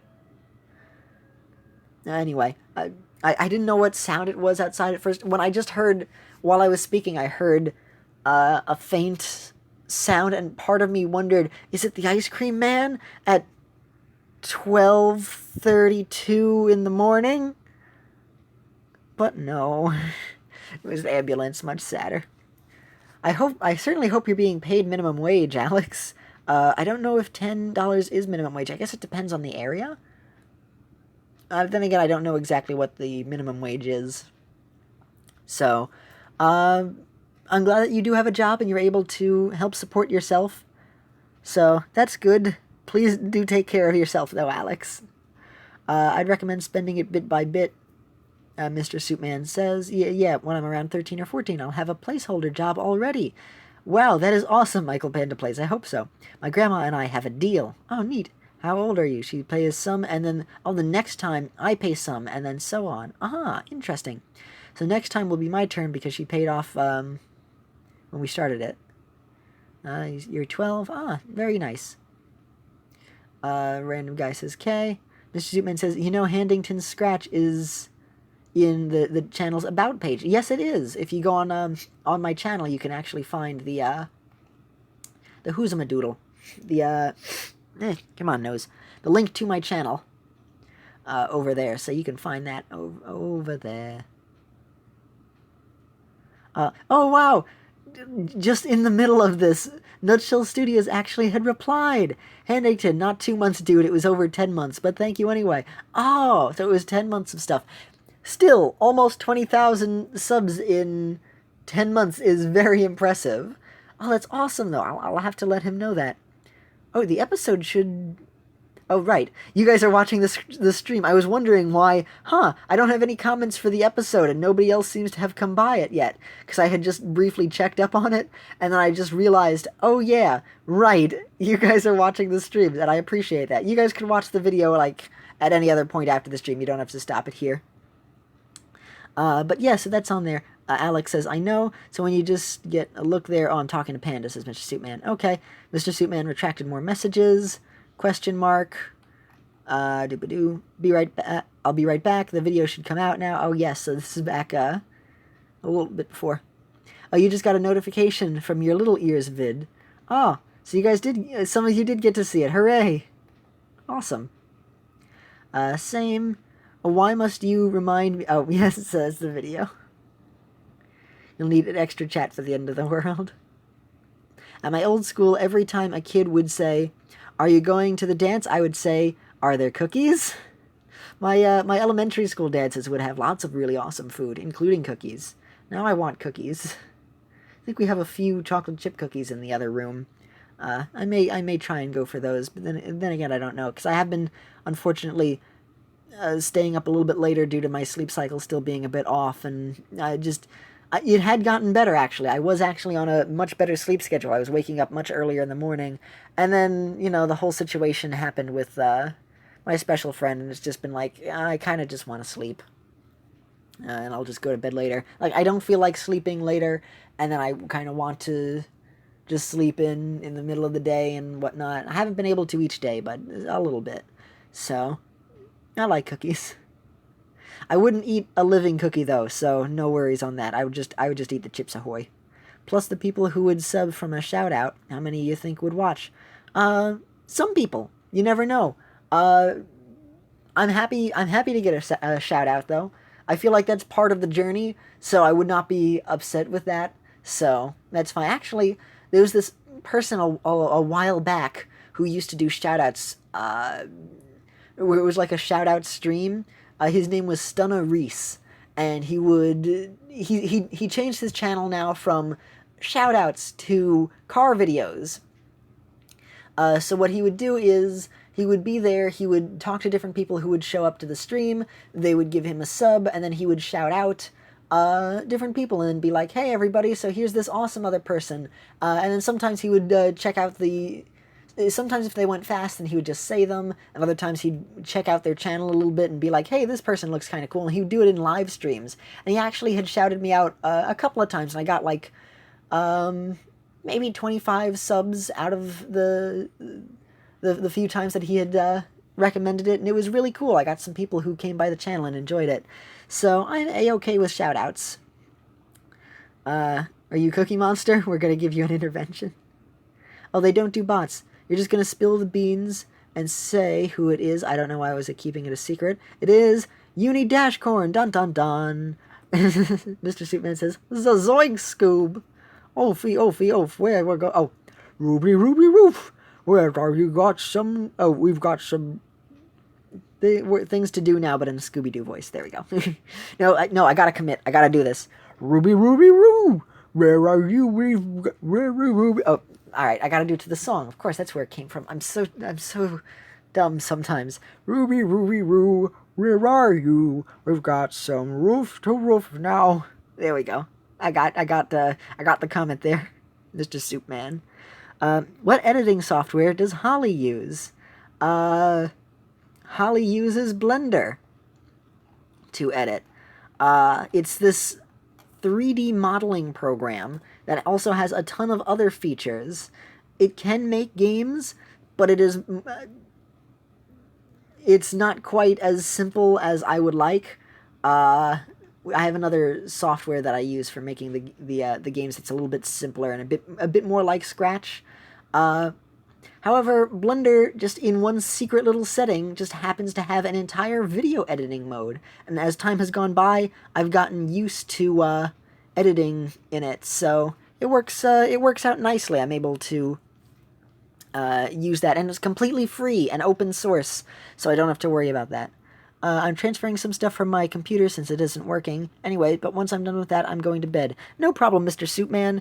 If you're interested in catching up on the stream, you can watch it again, because it'll be archived in like a day or two. Otherwise, thank you so much for your time anyway. So, I don't want you to have to stay up specifically to watch the stream or for me. So you can certainly go to bed. You don't have to worry about that. And we died. The ice cream man must be serving some injured human ice. Oh no. Oh, that was back from the ambulance thing. Let's see. And Michael Pantaplay says, I'm gonna brush my teeth. Be right back. No problem. And I have caught up on the whole chat. But anyway, yes, I certainly would not mind Uni Dashcorn giving a shout out, because that would be awesome. So I'm certainly on board with it. I imagine most of the people who would probably... Oh, alright, see, this is where I do want to restart. Didn't mean to do that. I would certainly make a little thank you video if some people came by from that. And a lot of people had been subbing to the Holly Day channel, but I never use her channel for anything, so it's like, well, that's super awesome. I'm glad that I got some more subs on that one, but, like, there's one video, so I'm thinking of making a second video that's just like, hey, everyone... Just sub to Handington instead, because this channel isn't anything, and we don't really post videos here. Because I had a whole thing set up where I wanted to do something with her channel, and I may still do that in the future, but it's hard enough to just focus on this channel. So somebody was like, oh, hey, when are you going to upload the next thing? And seemed very excited. And I felt bad because it was like, oh, this channel doesn't do anything. I do stuff on Handington instead. That's the channel you want to go to. Because we got like 20 subs on Holly's channel in some sort of boost, which was very nice. I didn't expect that. And like a bunch of views on that video. And it was like, well, this is super awesome, but this channel I don't do anything with. I would much rather have those on the main Handington channel. So I might try and record that shortly. But yes, Uni Dashcorn, I would be very happy getting a shout out, especially from a YouTuber who has that many subs over me, which I think is pretty awesome. So I certainly would be happy to see if anybody there would be interested in watching watching my videos. So I'd certainly be happy to have some more friends come over to the channel and have some more awesome folks such as yourselves, my mistake on the poor grammage. So I'd love to have some more folks come by here who are as dedicated as you guys. So I'm A-okay with that. I appreciate it. I would not count that as cheating in the journey. And Jumpo. This round is going significantly better with Mr. Brutal Moose Cookie. Because this guy is just absolutely Brutal Moose Cookie. He's like, all these cookies, and with the running and everything, and it's just all running. That's something that he would say. Plus he has antlers, so it fits the moose motif. Even though Ian does not specifically like the Brutal Moose name, he just decided to name the channel that randomly. Of course, I said it was going well, and I die. No, we gotta restart this again. I don't care. Let's just move on. I'll get the thingamajig, the jelly points. So he was just like, hey, I'll just name the channel Brutal Moose. And he was like, well, that's the branding now. That's why I specifically wanted to make sure when I was naming Handington to be like, am I satisfied with this name? And I am. I like Handington. Whee! Also, officially, Handington's nickname is just Hand. In terms of the official nickname, if somebody is to abbreviate it, because I had seen, I think it was a Game Grumps bit, and the thing that I was thinking, or one of the names that I was thinking of for Handington, I was like, oh, nope, can't name that. And then I had a second name for Handington that I had up until probably much later stages in deciding it. I think I changed it over right before I had decided to start recording. Because I had actually recorded like a mini movie of some like Playmobil pirates beforehand, and I think at that point I was still debating about using the other name. And then after that I decided I would use Handington instead. And then ever since that, I was with Handington because I just liked it a little bit more. And most people tend to have a little trouble pronouncing it, which is kind of funny. But because it's always just like people go no. Usually people pronounce it Handington, and then usually people tend to have a slight. Like one of the syllables, oh, sorry if I bumped into the camera there, one of the syllables tends to be a little bit off, so it's like, Handington? Is that correct? Is it Handington? And then I'd be like, Handington, and it's like, oh, tin, oh. And other people will, usually people get it as Handington. That's the usual one, the way that they pronounce it. Handington? And it's, part of me thought that it would be easier to say, because it's like, Ington that you add to something. Like Cluckington, which is the name of one of my chickens in Minecraft, and Burlington Coat Factory. Ington. It makes a bit more sense. But I guess people think of it as just Hand-ing-ton, and it just doesn't quite make as much sense. And then some people are able to pronounce it correctly, which is nice. And I want to make a separate video of this because I am so super proud of it. Also, Brutal Moose related, as recently I have been watching a whole bunch of his streams. I've been catching up on him because I hadn't caught up on a lot of his streams, so I've been rewatching some stuff. Not rewatching it, I've been catching up on them. My mistake. I said the right word at to begin with. So I've been watching some of them, but yesterday or the day before, I forget. Oh, it may have been the day before. No, I think it might have been yesterday. Um, Brutal Moose had done a live stream slightly belated for his birthday, and I happened to be at home, and I was able to get Twitch up in time because I was able to try and get one or two of his streams before when he was live. Like I was on Twitch, and I realized he's streaming right now, yay! And I went on it, and then Twitch just infinitely loaded and was not able to get the stream up, and I was like, oh man! So I wasn't able to see it. And then one time I almost got it. Or no. I was able to just catch a stream, but it had just started, so it was in the old movie theater phase, so I wasn't able to see what he was doing. And then I think that was when I had realized, oh, I hadn't followed or whatever. And I couldn't chat in the chat because I realized, oh no, I had to be like a day old of a follower in order to be allowed to chat. So that this way, somebody who doesn't, in order to chat, it would like cuts down on some of the spamming from somebody who may just visit the channel for the first time and just be like, oh, hey there, and whatever. And then after that, I had to leave, for some sort of errand, and then when I came back, I wasn't able to see him. And I think some other time, because I was able to see a few times when he had tweeted, hey, I'm streaming on Twitch now, which is how I would get the notifications. And then there was another time where just infinitely loaded on Twitch, and I just wasn't able to watch. So, unfortunately, I hadn't been able to see him those other times, but I saw the notification on Twitter, and I happened to come by the stream yesterday and was able to stay there and watch it live, because I didn't have another errand to get done at that point, so I was able to stay there for at least most of the stream. I think I had to get up 1 or 2 points, but I was able to just stay there for quite a while, and I was actually able to watch his stream and chat in the chat. And if you go, it was his birthday video, which I was very happy of. All the videos, one celebrating his birthday is one that I'm very happy to have been a part of. So I want to try and take that a clip of it because I was in the chat. I was able to chat throughout it.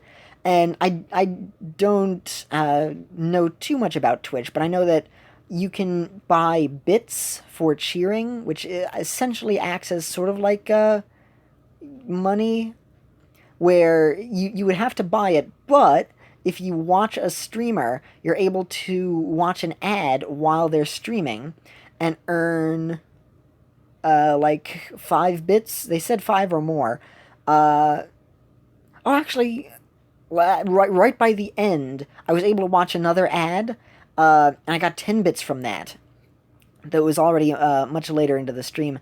But I was able to watch an ad, and I had 0 bits, so I wasn't able to give anything to him as like a donating thing, because I don't have a whole lot of money either. And the money that I do have, I want to try and save up for, the future when I'll be desperately needing it for a lot of other things.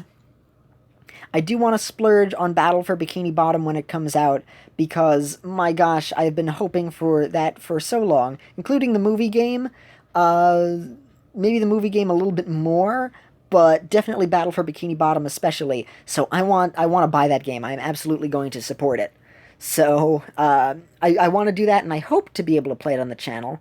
I don't know when it will come out, or if I'll have time to do it, but I definitely want to play it and then see how it holds up to the original. Because I did want to play Battle for Bikini Bottom on the channel, and if they're going to do a remake, a few more people may be interested in seeing that. Plus, I'm interested in seeing that and playing it myself, as opposed to just watching a Let's Play of a game. I actually want to get that. But in terms of paying for other things, usually I just watch the VODs on Moose 2, which is his second channel, that he posts all of the Twitch archives to. And usually I just watch on there, and then I'll, comment and get through the ads and everything, and that's how I support him with that. However,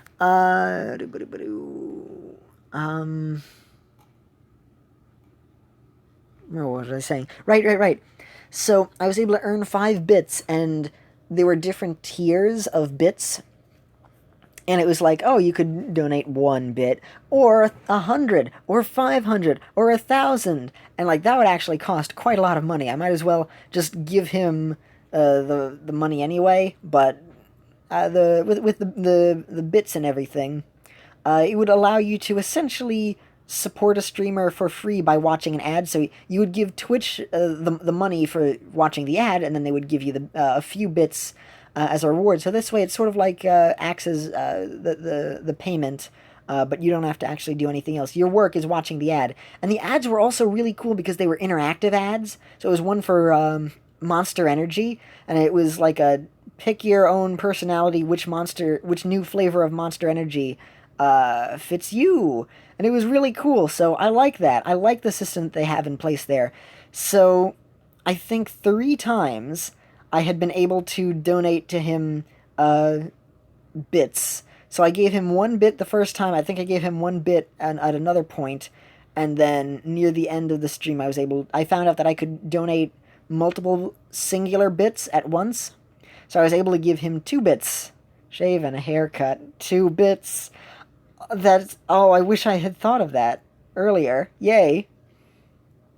If I do that again, because I won't even be able to donate to a higher tier because I'd only have a few bits. If I donate 2 bits, then I gotta say shave and a haircut 2 bits. Oh, that's perfect. I gotta do that. I gotta remember in the future if I'm able to catch any other ones of his streams. But I was able to be there, and while he didn't read the message, so it was just it was a bit more simple as opposed to somebody who may like donate many more bits. He said my name on a stream, so he had said, "Handington, thank you for the bit." Excuse me, thank you for the bit. There we go. That's how he said it. So I want to clip that from the stream because he just re-uploaded it on his channel. So I want to be like, look, one of my favorite streamers mentioned me in a video. Yay! So I'm going to go through it and clip out that. Plus, I also had missed some things while I was typing in the chat. So going back, I was like, oh wow, he said that. I didn't realize it while he was streaming. So I kind of like rewatching things on the VODs while it's not live, because I can go back, I can pause if I need to, and I can I can go back, I can pause, and it's cool. But I love being part of it and just being like in the video. It's so cool. So I really enjoy that, and I wanted to at least make it to 1 stream. So I certainly hope I can do that in the future. But I enjoy both, being in the stream doing stuff and out of the stream just watching them back. Ooh, wow, 2-hour stream so far. Let me read some more things. I'm gonna go brush my teeth. Alex says, I'm a bit tired, so I'm gonna comment on your new vid and then go back to sleep. I appreciate it. The comments and likes and everything, they all help me out so much, analytically, and also, like, just making sure that I know that you guys are liking what I do. Somebody had commented recently on, what is it, this video here, the Game Grumps livestream compilation that I did. They pointed out, like, they were saying to me, that is terrifying, and I don't like it. To the Handington puppet, because I believe that one I started off with speaking at first.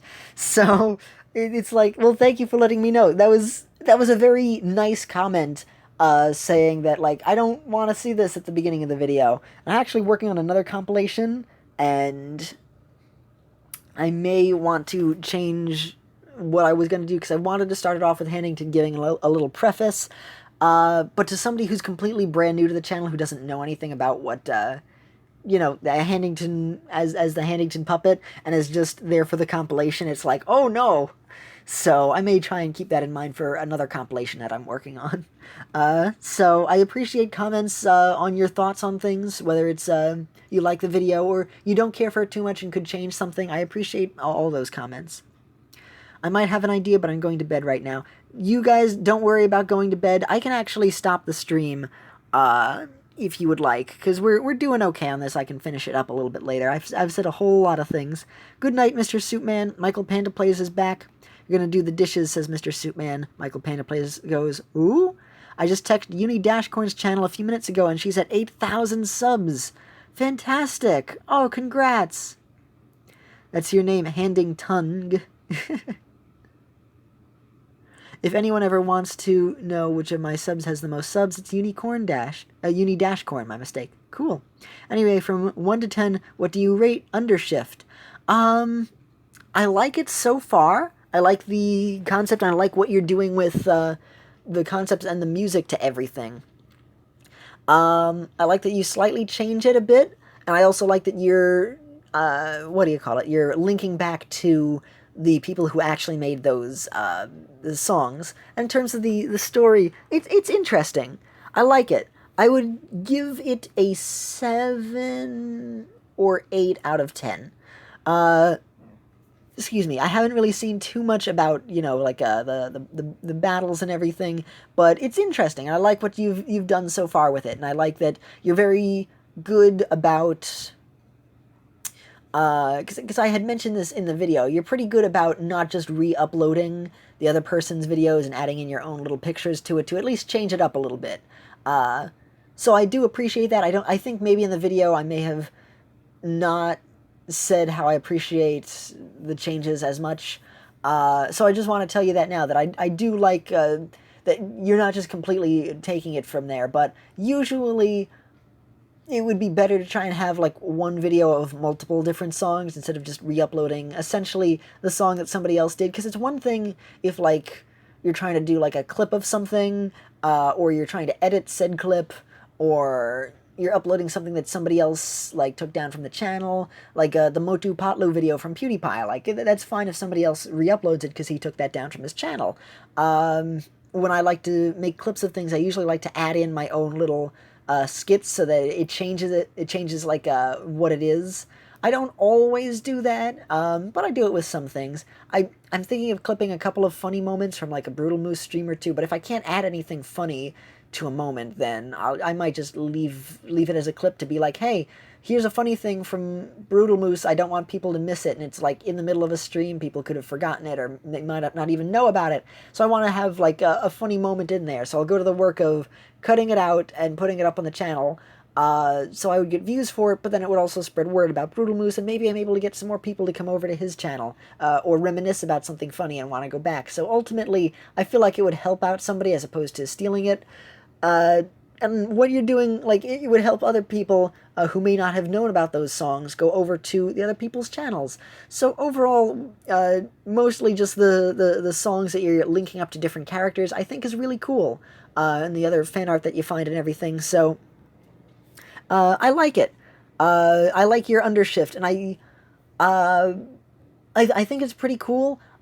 Keep in mind the reasons, like extra things you could do with the characters shifted. So rather than just having the character be, oh, this is just this character but slightly different, like have the characters that they change to be a little bit more meaningful. So like with Asgore being Sans, don't just have Asgore doing Sans stuff, try and incorporate in his personality to having Sans powers. So he would act a little bit differently. Like, he wouldn't necessarily spare or attack the same way that Sans would, and, you know, so on and so forth. Like, just have the different characters' personalities interact with them. Like, what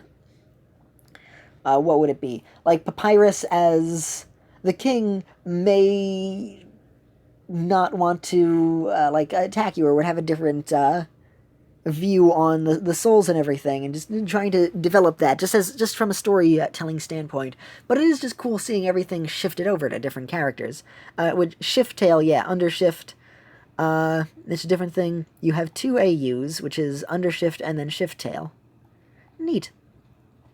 Should I do a Let's Play on Battle of Bikini Bottom original, then remake? If you want to do that, it is your channel, so you can certainly do whatever you would like. That certainly would be cool to go back to the first game, and then play it to see, have firsthand what it feels like for the other one. So, yeah, you could do that. One of my favorite YouTubers hearted my comment. You probably saw it on my channel while looking for Undershift. Ah, that's awesome. When my online friends came by your channel, I saw his comment in the Ant video. Oh, that was your friend? Where's the ant video? I'll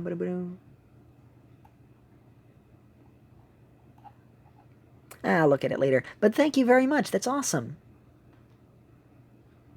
Yeah, Muffet is Toriel, Alfie is Asgore. Right now, they make no sense. Yeah, it seemed a little bit strange. So what you'll want to do, story-wise, to make it the most interesting, is try and make sense of the changes. So, like, Muffet being Toriel, like, she would sell the pies at the bake sale, and, like, her living in the ruins would change her whole outlook and whole demeanor on things, because then she would be a spider trapped in the ruins as opposed to her being outside of the ruins. So, like, she would try and sell some stuff to raise the money, and then she would, like, use the cell phone to call to the outside world to try and get some help for people coming in, and to be able to pay for that, she would then use the spider bake sale stuff, and so that way it would work for the story. So little things like that. I just thought of that on the spot and stuff like that. So I don't know all of the different details, but those are some things that you could do to try and improve upon the story, to make the different changes really change the story and really make sense, to make it a really good story. So that's what you had redone with Shift Tail. Ah, okay. I do like Undershift as the name. Shift Tail sounds a little bit weirder to say, but creating it as its own different thing to have things make a little bit more sense, I am a-okay with. Though in terms of the name, I actually kind of prefer Undershift. I don't know, it just feels a little bit better to me. But Shift Tail still works. That still gets the entire point across. So that works out well enough. Right now, I want Burger King fries and a Taco Bell taco. And an Arby's mint milkshake. Now, the Arby's is in walking distance of me. A bit of a walk, but it's still in walking distance of me. If I still want that tomorrow, I should walk over there, because they have different things for the summer. So they'll usually have some kind of shake. And I'm really in a mood for it. But I'm also in a mood, not to eat at Arby's, not Arby's food. I'm in the mood for Burger King specifically. And not just any fast food place, just specifically Burger King I'm in the mood for. But specifically the Burger King fries and a Taco Bell taco. If I were to fulfill this wish entirely, I would have to go to 3 different stores. The Taco Bell is a bit too far for me to walk to within a reasonable amount of time. Same with the Burger King. That would be quite a walk. So I think I will pass on that. If I don't run and I just keep walking, it may take, what, like 45 minutes to get to, like, the Burger King or Taco Bell by foot. I don't know. I know it would definitely be at least a half-hour walk, if not more. And then the Arby's would be like a 20-minute walk. So I definitely would want to try that. I don't even know if I would still be craving those tomorrow, so I don't think I will get the Burger King or Taco Bell. But the Arby's might be a thing to look into. So I'm going to write that down just to remind me for tomorrow, in case I am in the mood for it. Plus, it's been so hot, having a nice thing to cool off would be great.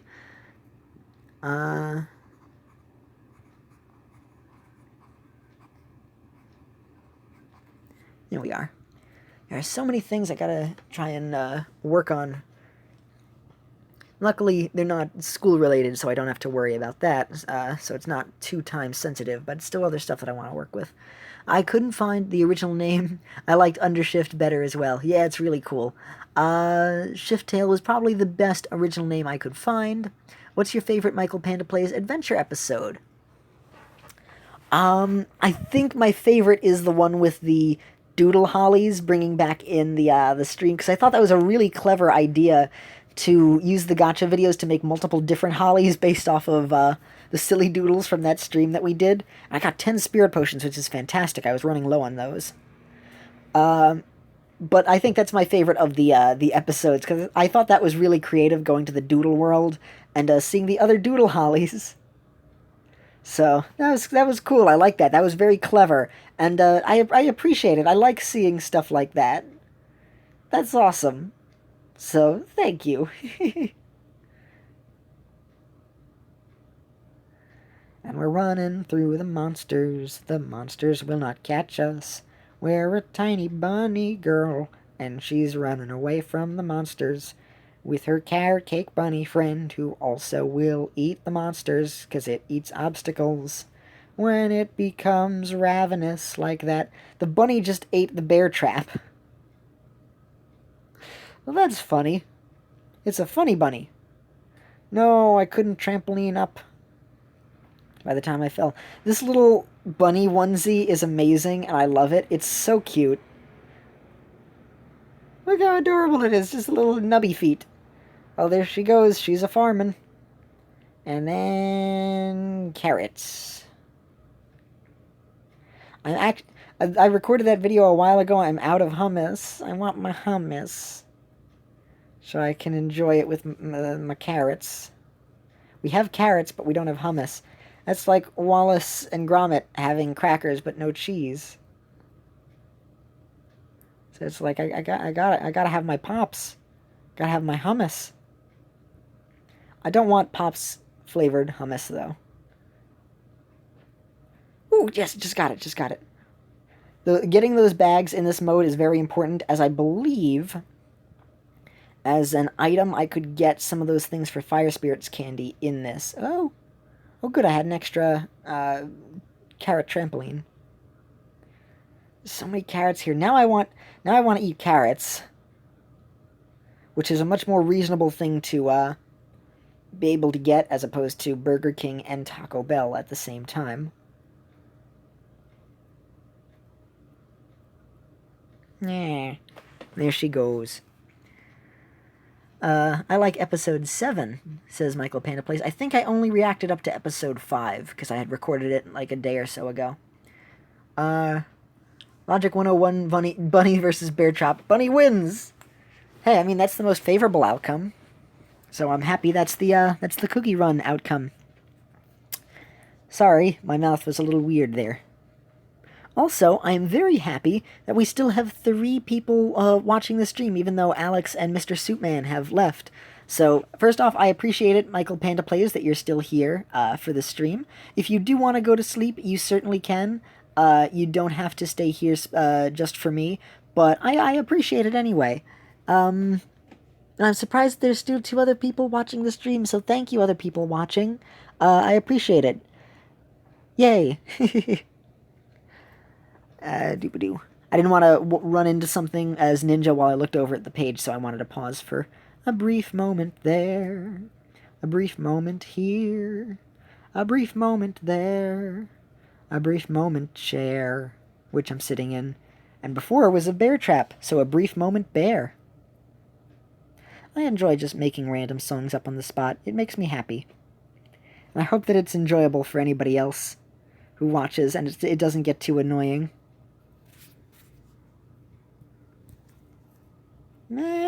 Ooh, just made it. Jump, and you did it. Okay, let's see if we can get that mystery box. Oh, no, Little Ghost rescued us. That's like 100,000 more points that we lost because of it. I wish that I could have used the ticket first, or if there was an option to let Little Ghost pull you up, or use a ticket or whatever, to be able to change it in case you wanted to save Little Ghost's ability, but, I'll live. We're not going for a perfect score anyway.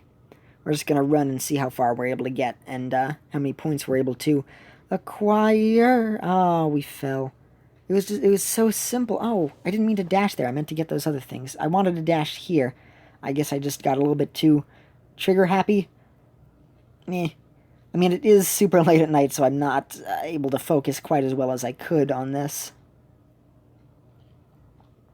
But I'm trying. I'm doing what I can. Yeah. Yeah. And jump. At least it hasn't been too bad allergy-wise, but my nose can still be a little bit of a problem. Then again, when is my nose not a problem? So, I don't know. Yep, and dead. Oh no, revived. And hey, we got the coin magic, but no obstacles. Oh, no, no, no, no, no, no. Oh, yes, yes, yes, we get to dash. Okay, can we get... Yes! We got the thing. Okay. It's fantastic. I think I didn't get to see what was in the other prize, so I want to see what's in this bag. Let's see what it is. What do we get? What do we get from the mystery bag? Please be something really good. Please be fire spirit candy. It's the thing for the fire spirit. Yay! Oh, we got a millennial tree fruit. Yes! Yes, yes, yes, yes, yes. Oh, that's fantastic. That is fantastic. Okay. So, I want to check the ingredients. Unfortunately, Champions League is over now, so I can't get the other thingy. Oh, yeah. So, the Dragon's Breath. There we go. Yes, I have 2 Millennial Tree Fruits in total. And I already have a bunch of the Light of Lives, so I don't have to worry about that. So the only thing that I need to worry about next are the Embers. And those are difficult to get and in the Champions League, and they're very rare to get in the Champions League, and getting through the Champions League far enough to get the pouches is quite a hassle and takes so long. And it's very stressful, so getting those is difficult on its own, and then there's the chance to get it is also very low and challenging to get the stuff from the Champions League. Luckily, I can get this from the shop, the guild shop over here. But right now I'm saving up my coins for Mr. Ashes over here so that I can get that bonus. And after I'm able to get that, oh my gosh, it's so expensive. 3,500, really? So I'd have to hope that I'd be able to get a Fading Ember by that point and be able to afford it. And then I believe the Fiery Bear Jellies will last as well, but I don't need to worry about them. They're just a costume change. I would much rather save up lots of guild coins rather than splurge on these for a while. So I'm gonna wait on getting those. Those are definitely not important. I mean, even getting the other, if they offer some other rare item over here, that is much more important than getting those. So I would much rather wait on that. But the Fading Embers are really important to get. And right now, those are the only things that I would need, because I have the Millennial Tree Fruit for the next level. Meh.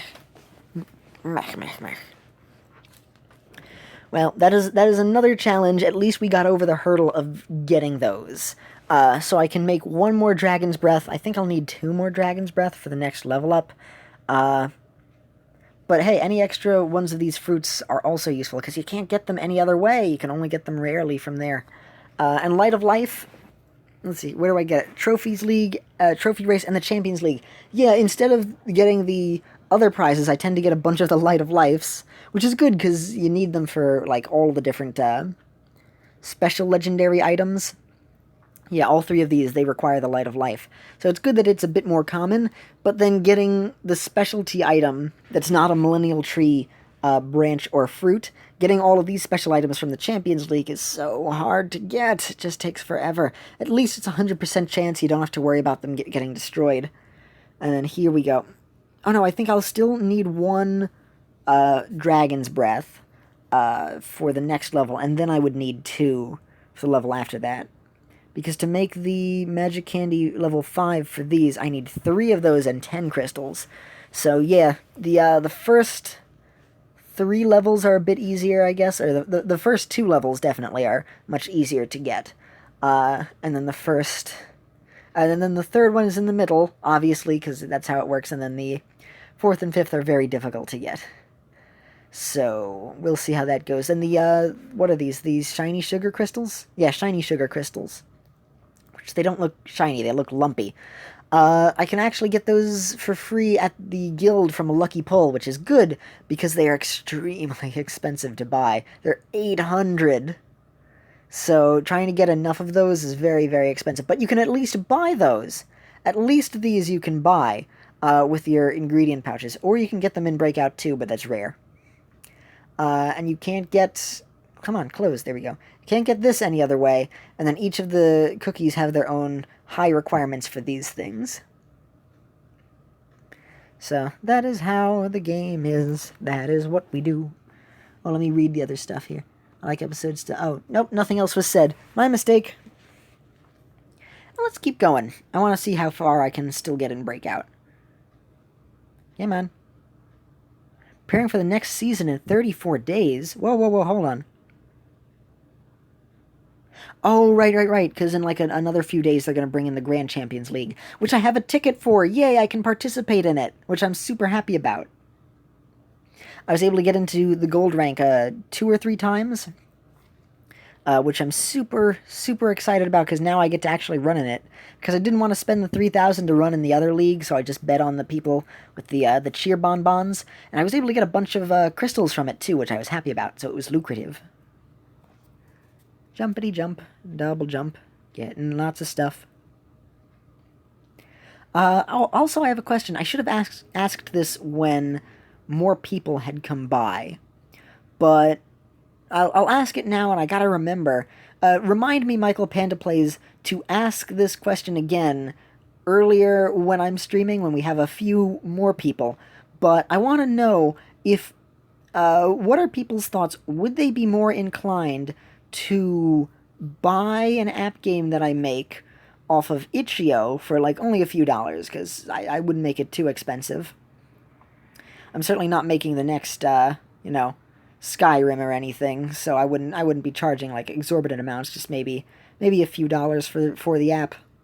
So this way people would be like, oh hey, there we go, I can support it. So rather than getting one person who would pay like $15 for a game, and this way I could have like 10 people come by and pay $2 for a game, which would technically be better in the long run anyway. And then this way more people could get to play it, so I would keep the cost low, but would people be more interested in paying for the app game on Itch.io and or the desktop version, whatever I do? Or would they rather be able to play it for free off of the Google Play Store? It would have to be the Play Store, not just the Apple iTunes or App Store, because that one is so much more expensive to make apps for. So I'd have to see how well the app does first before I would try and work on getting that, because it's only $25 to put games on Google Play, but it's $100 to put games on Apple. So it is a significant increase in price to get it done.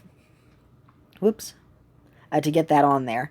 So what I would probably do is just see if people would want it off of Itch.io more and then pay for it.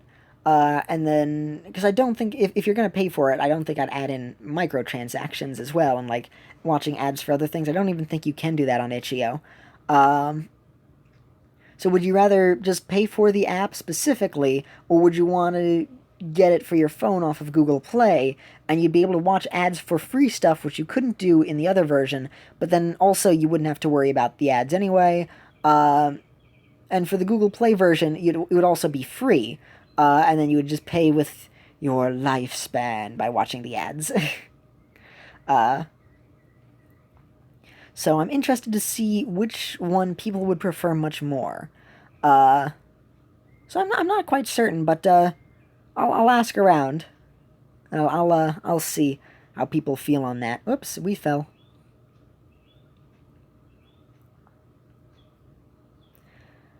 Well, oh, thank you, Mr. Limeguard. Because I imagine more people would probably be interested in just getting it for free. I certainly know that would help out a lot of people. But in terms of the integrity of the app and stuff, I kind of prefer Itch.io. I don't know. See how things go. I'm not dead set on anything just yet, so I'm still up in the air. I'm still working things out on working out all the little clunky parts, and doing my best with this. This is the first time I'm doing it professionally, so I want to make sure that everything works out all right. And I think I will have the app under like a division of Handington, because I was thinking of making like a slightly different division, but I may just do it under Handington, but I'm still not sure about how that'll go. So we'll see. Maybe for the first app may be under Handington, and I'll see how things go. But I'll work on whatever as time goes by. I appreciate you all still being here. It is 1:22, and I only have 60% charge of my phone. Yeah. And away we run. It is fun, having a good time. Doop-de-dun. Jumpo, jumpo, gotta remember to jumpo, jumpo, the wumpoest of flumpos. No! Yay! There we are. Gotta save up my dash power, even though I wish I could use his ability like it was before. But I can't because they changed it now. Even though it's technically better, I still prefer the original. I think it was better and much more fun to use. And doop-a-doop-a-doo, I missed the potion. Oh, that changes the motion of the plans that I had set. What a commotion. Forcibly rhyming when I don't have a rhythm doesn't quite sound as good as if I just made up songs on the spot instead and focused more on that. Whoa. Did you... It did... Oh, I'm magnetizing all the coins that are created. I was wondering what happened because I thought, hey, that's weird. I'm not getting the things for it. And then I realized, oh, that's why. Ooh, yay, we got an extra potion. Fly, fly, fire spirit. Let us see how far you can go. Technically, in areas like this, which drain your energy a whole lot faster, because this is a much later area, fire spirit not draining energy while bursting for a really long time is a lot better. So I like the changes that they made to his ability in terms of the stats aspects, but in terms of what you do to activate it, I still would much rather use it just at different points when I would want to, as opposed to have to wait and save it up for everything. Yeah, need that rainbow bag. Rainbow bag is way more important than anything else. Like, I would risk this run to get the rainbow bag. It is so much more important than the run. Oh, I could have dashed at the end there. Oh, okay. Let's see what we get from the rainbow bag. Please be something good. With the frizz? No way. Aw. Cruising on down Main Street. Michael Panda Play says it doesn't really matter, but I kind of recommend the Play Store so a lot more people can find it. Yeah, I was thinking... because the Play Store would be a little bit more mainstream. So this way people could just kind of stumble upon it without knowing anything. Similar to Itch.io, but the Itch.io crowd would probably be a bit more interested in, like, let's playing it or talking about it, or be interested in, like, supporting some indie creators and stuff like that. I don't know how the Google Play Store will work, though. I'm going to try and integrate ads, because I don't know how that would be. But I think the Play Store would probably be a bit more profitable, but Itch.io would also give me a little bit more freedom to do whatever, because if I do it on the Play Store, then I have to try and be a little bit better. Because, alright, to just give you an idea of what I'm talking about, like, in the game, excuse me, there will be like a couple of tragic backstories. So I'd have to tone down the tragicness of those backstories for the Google Play Store version as opposed to the itch.io version. So I'd probably have something like that. But I'd see my initial plan actually was to just do it on the Play Store first, and then I realized, oh, of course, itch.io and GameJolt. That's also more audience, and also I feel like it because at any point it could be taken off the Google Play Store. I would want to have my game be somewhere more secure and much more safe. And itch.io is a great place for that. So I wouldn't have to worry about losing the game, at least. So that's something that I would want. So I want that security. So I definitely want to do it on itch.io. But just interested to see which one people would be a bit more interested in downloading. Maybe you could put it on both. Yeah, I do want it. Sorry, I didn't read the second part. I am going to put it on both. I'm just interested in seeing which one people would be more interested in going to first. Whether people would be more interested in paying for the single game and not having to worry about ads, or getting the game for free, like if they can't buy it or don't have any money or anything like that, and then, getting the Play Store version where they would watch ads and stuff like that, which would open it up to more people. So I'm just interested in seeing which one. The other thing is that not everybody has an Android, which plays the stuff from the Google Play Store. I don't know if you can get the Play Store on Apple, actually. And I mean, I could try and make an iOS version for the itch.io, but I can't make an iOS version for the Play Store, because the Play Store is just for Android. I believe, at least. Okay, hold on, I thought I had looked this up before, but now I'm curious again, because I'm not certain. Can you... games on... Let me see. Can you get Google Play on iPhone? There's no surefire way to run an app designed for an Apple device like the iPhone on Android. However, Apple does make apps that are available on Android. Most notably Apple Music. They can be downloaded from the Google Play Store.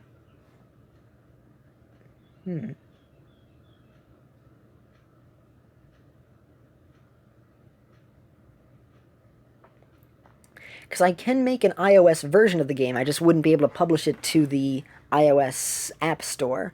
So I don't know how that would work. We'll see. Oh wow, I already have 3 of these again. Wow, that's awesome. So I'll see how that goes, but people who have iPhone won't be able to download the game from the Play Store, so having it on itch.io would allow them to do that. I certainly know I have a couple of friends who would be interested in it, but have iPhones, so that's how things would go. 50 of these is fantastic as a prize. Thank you, game. I appreciate it. Alright, I got a new jelly. Ooh! We might be able to reach the, 17 out of 20. We may be able to get into the top 10%. Awesome. That's an extra bonus reward for us, then. And away we go, away we flow. Who knows what we'll do as we fly? Scooby-Doo. No, that rhymes do with do. Charleston Chew. There we go. Nailed it.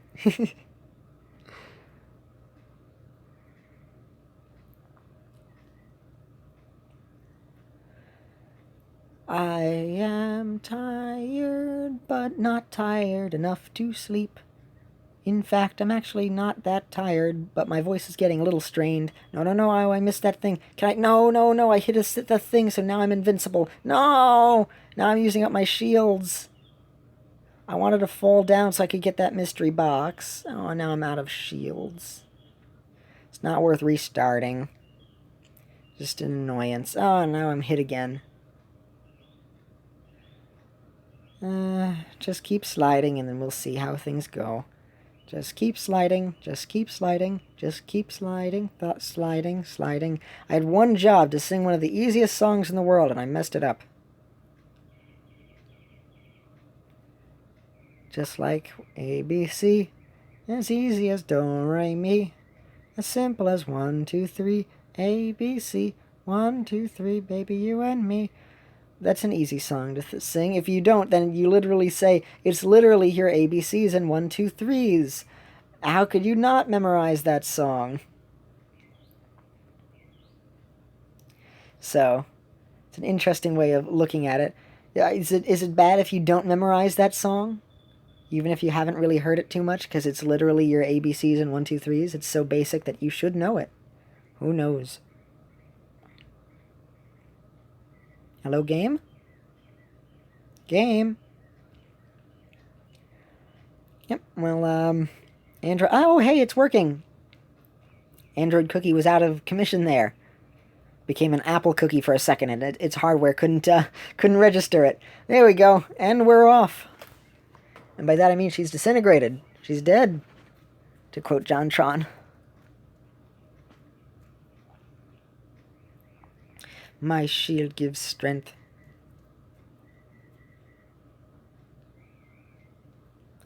I'm tired in the brain, but I have energy.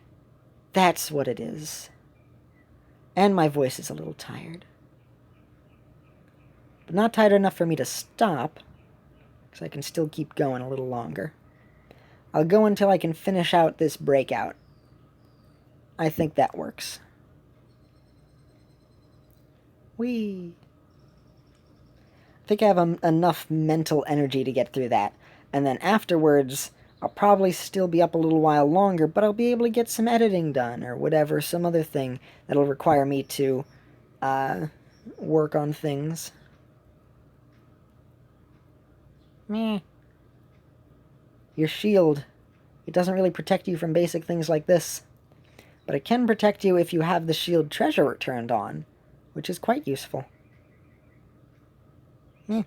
When they had the pistachio cookie, in the, what do you call it? For when milk cookie was introduced, along with yam, I thought that pistachio cookie was going to get a big boost of power, but that is not the case. I really hope that avocado cookie gets a boost, because her abilities are based off of, like, she's 3-in-1, so she's based off of the werewolf, because before that, red pepper cookie wasn't introduced, even though apparently, I believe, due to the lore from the friendly run, her gauntlets are based off of red pepper cookie, so him and his punching abilities. But they were originally based off of, like, werewolf's ability. So she has werewolf's ability, pistachio cookie's ability, and Choco Knight's ability, all in one. And then she'll just randomly choose between the three as you charge up her powers. And Avocado Pult is very good. They just need to give her more points, and I think that she would be an awesome thingamajig to use. So I want to see Avocado get a buff.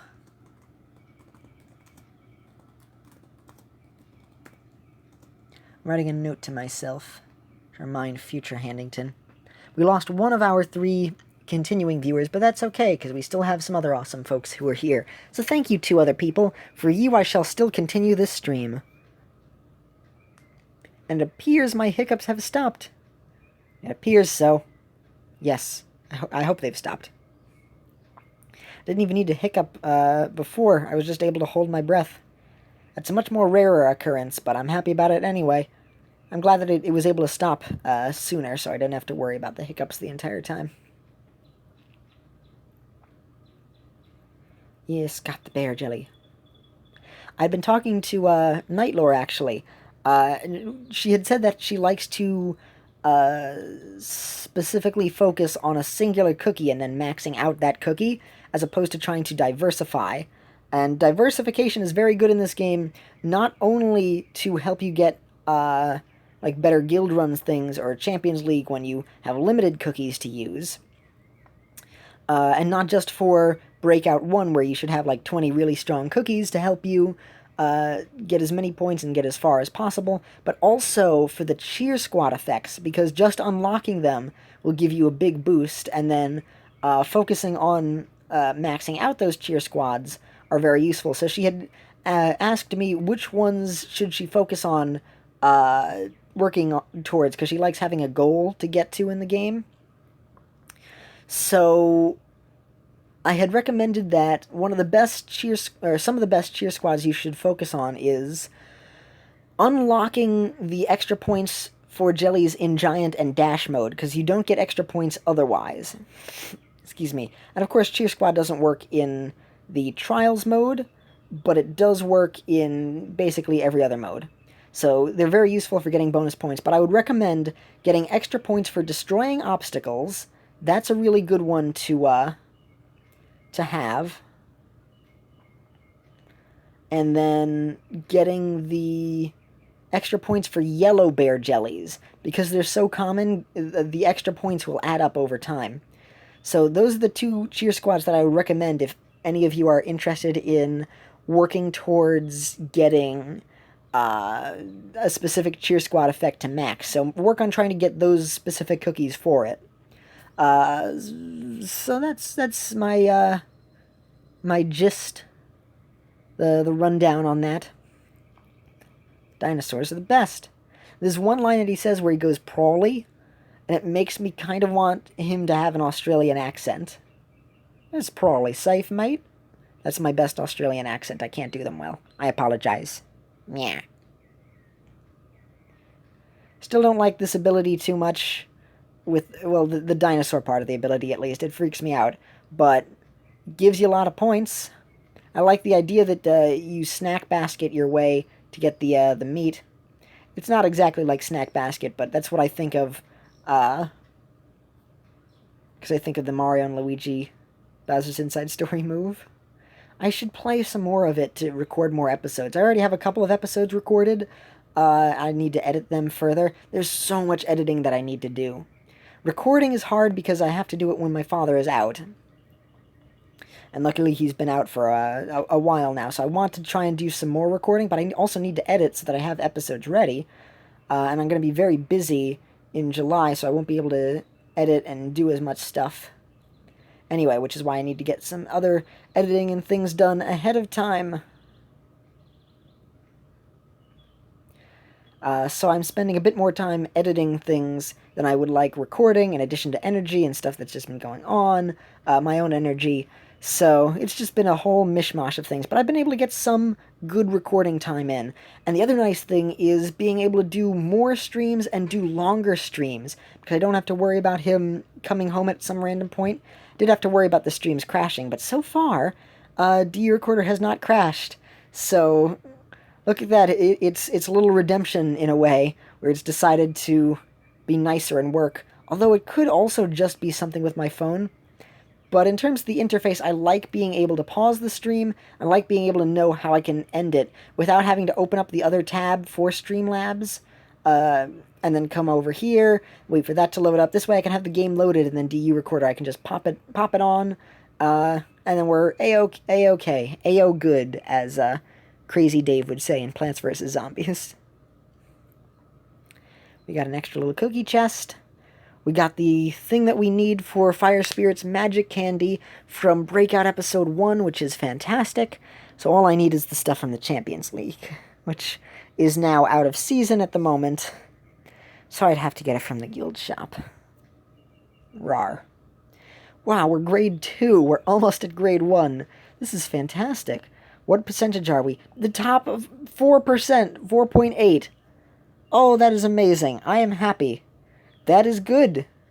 I think that actually may be the highest that I have gotten as a score in this. Yay. And let's check to see if there are any friends who we can donate. This is something that you should do. Early in the game, if you're about to level up, maybe save your thing if you feel like it rather than giving it away. But especially if you've maxed out a cookie, at this point you can just give away whatever. I would recommend that. Ooh, yes, Michael Panda plays. Oh, good, you asked for something. I can give you them. Excellent, I'm happy. Yes, because I just have those extra ones, and I just keep getting more and more of them, and I can't use them, but I can give them to people who can use them. So, that works out in our benefit. I'm also doing well. I'm trying to get each of the cookies to at least 800, because then they earn a bonus ability, and then they get a little stronger bonus ability if you get them to 1,000, as well as their jelly ability. So I just got a couple of these up to 800, just over the threshold. I just was able to get her pomegranate cookie today, because it turns out pomegranate cookie is good in one of the guild run areas, unfortunately, because I don't like her, but she's good there. And some of these I've been able to just get. Oh, I was able to just manage to get. Doopadoo.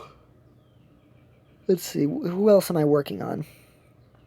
Carol Cookie is not useful in anything, so I'm not interested in trying to upgrade her. Him, Sparkling Cookie, I was able to get. He is also not worth using in terms of the other cookies. He isn't very strong. And he also isn't used in any of these other trial missions. Yeah, this was before they added in the trials, so these two don't have any trials for them, and they're not very useful because they haven't been used in the Champions League or as the preferred combi in guild wars, guild runs. There we go, that's the word. I'm slowly deteriorating, everybody. It's 1:42 in the morning, so my mind is melting a little bit. But essentially, these cookies are worthless. This guy is useful if you have him. And then she was buffed. She is good for grinding on the other area. And then she's fantastic. Not as good now due to the stronger cookies, but still useful. You use avocado in a bunch of different things, so avocado is still useful. She is the first trial. She actually is not as good anymore. But if you have her, great. And then, of course, just sorting by release. The sooner the cookie is released, the stronger they are, essentially. Although Space Donut was already... was already super strong as well, because it was so hard to get before they allowed you to get Space Donut without having to connect the different friends. So Space Donut is reasonably useful, and Macron Cookie is also pretty useful, because she was useful in a Champions League. So she's okay. And she's a pretty good cookie. Matcha is useful in a guild area. She's no longer as useful, but decent, especially early in the game. Same with some of these other ones. So they're pretty decent. And I think that's nope. I'll cancel because I already had given the boost. So there's just a couple. Oh, I'm sorry, I bumped into the camera again. I mean the phone again with my my leg. Cookie Trials. Did it finish for Dino Sour yet? No, it's still another day. That's fine. And there's no use in going back to Fire Spirit Cookie's trial because I don't have level 2 magic candy and I don't get the bonus for his costume. Come on, guild. Please earn me more coins soon. Why do you take so long to return? My guild folks... My guild cookies, I mean. Excuse me. My guild folks are doing a decent job at the guild runs to help us out. I'm so close to getting the costume. I'm only 400 coins away. Technically 340, but close enough. I'm getting very close. I think by tomorrow, unless I'm a few coins short, I should be able to get the Fire Spirit Cookie Lord of Ash costume. Oh, and I never read Fire Spirit's bio. I just realized I never read his bio on the on screen on the thing here. In an episode. So here we go. Most cookies merely adopted the flames of the Dragon's Valley, but this legendary cookie was born in it, molded by it. I love whenever Cookie Run does an occasional reference to something else, because they do such a nice job of it. Just like Zombie Cookie being afraid of plants as a reference to Plants vs. Zombies. And there's one or two other little references that they've made to some other things. But I just love this so much. Oh yeah, like with their costumes being references as well. Like the clown from It, Pennywise, for the movie buff Cookie Popcorn. So I love this. I was born in the Dragon's Valley, molded by it. I love that so much. I forgot that was his description. That's awesome. So he was molded by it as Bane from Batman. This mysterious cookie... Oh, I gotta cover my mouth. Excuse me.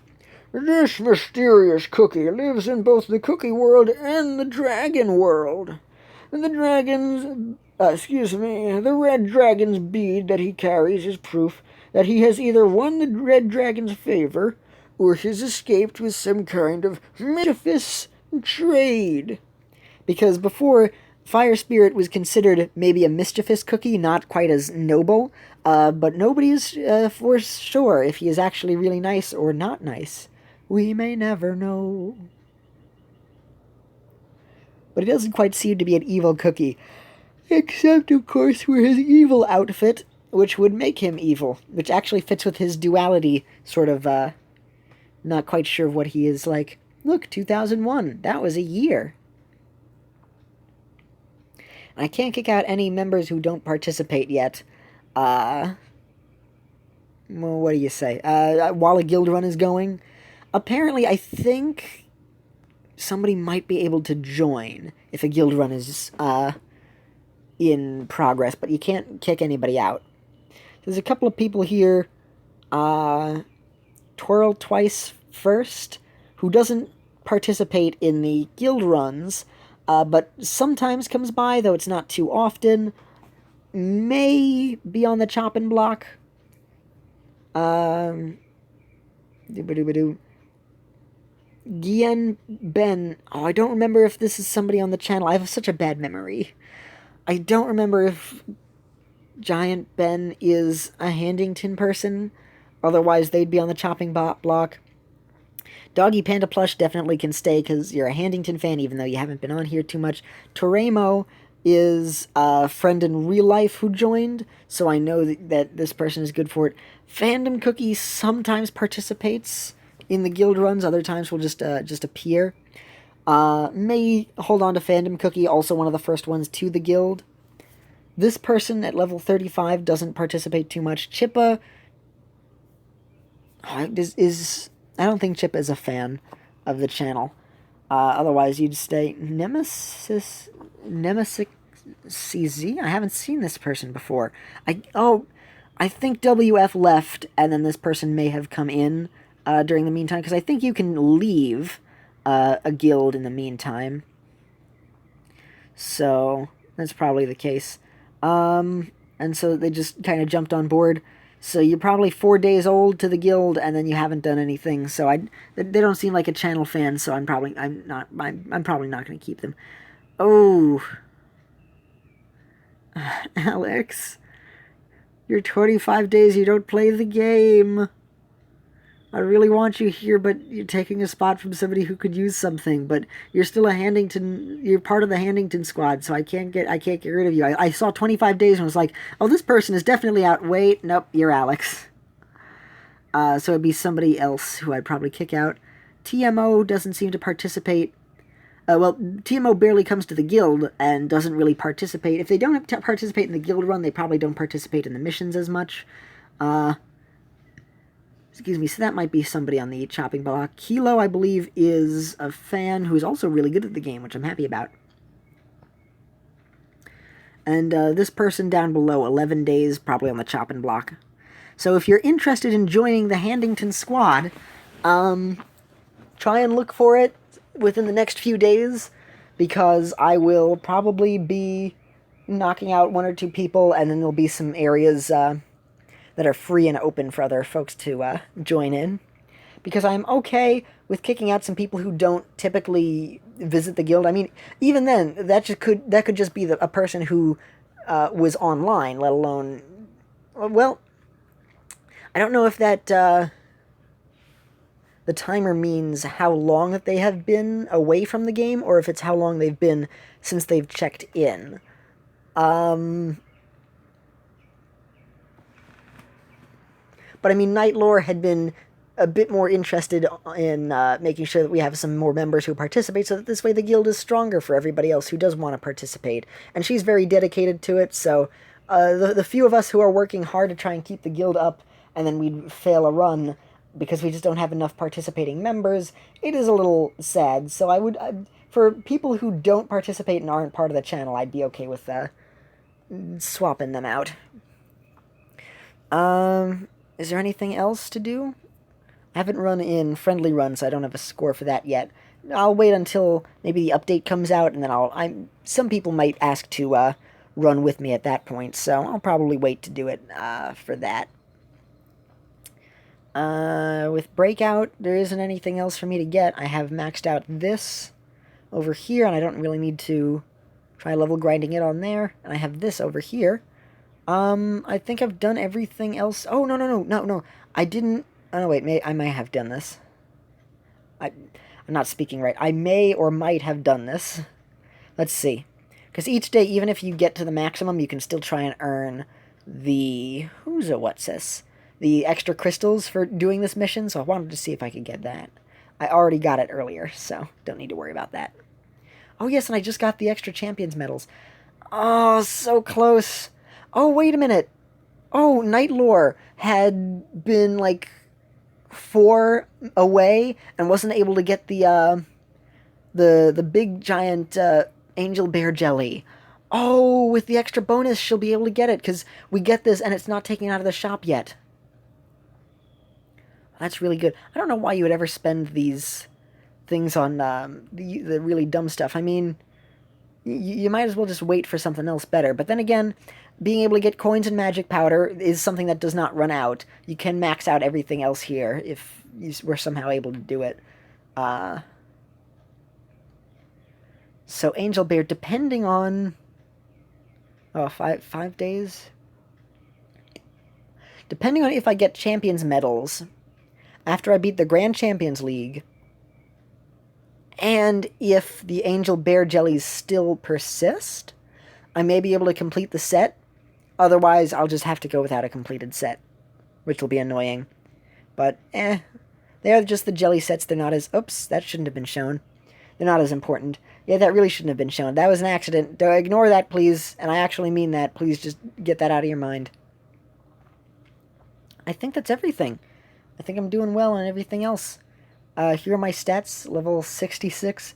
The max is level 80. But I'm slowly getting there.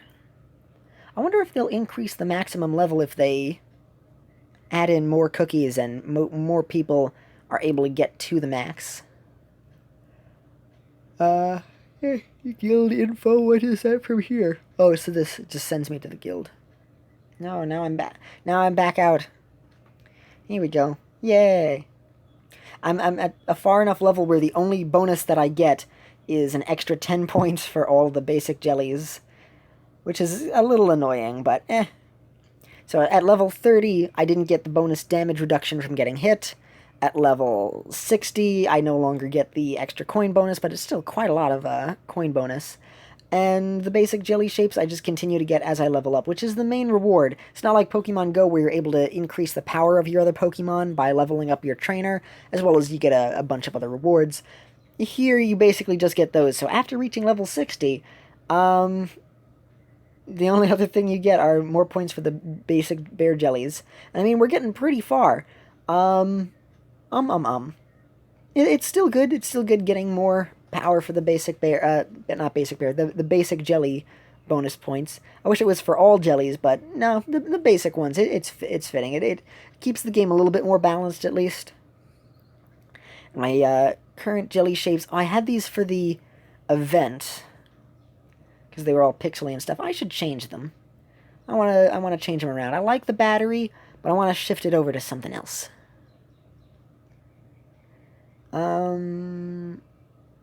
I want to have it be something that stands out. I actually prefer if the basic jellies are a lighter color, because I feel like I can see them a bit easier. This seems pretty light. Let me give Roll Cake Cookies thing a try, just to experiment. I prefer using the tiny little other thingy, the tiny bunny, but I'll go with this one. Oh, this is Sparkling Cookies jelly. I wonder what that was. Close. Here we are. Aha! Just got yours.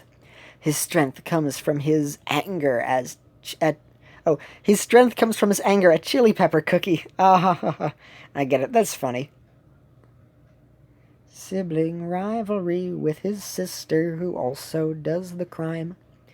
Oh, so many of these are so cool, though. There's the popcorn, but I feel like that would blend in too much, so I don't want that. I don't want it to look too much like the other jellies or obstacles or stuff, so I want it to stand out, which is why I like the little, Kamiho. I'll go with the roll for now. I think I'll stick with the roll. For the yellow bear jellies, I don't like this one as much because it doesn't quite look as yellow. It looks darker. So I want it to be a bit more yellow so that I can remember, oh yeah, you're the yellow one. Giant bear jelly, I have set to the silly face, which I really love. I think I'll keep it as that, just because it has the most expressions. Yellow bear, I think I will keep, or I might make the Hello Kitty one, because I really enjoy the Hello Kitty one.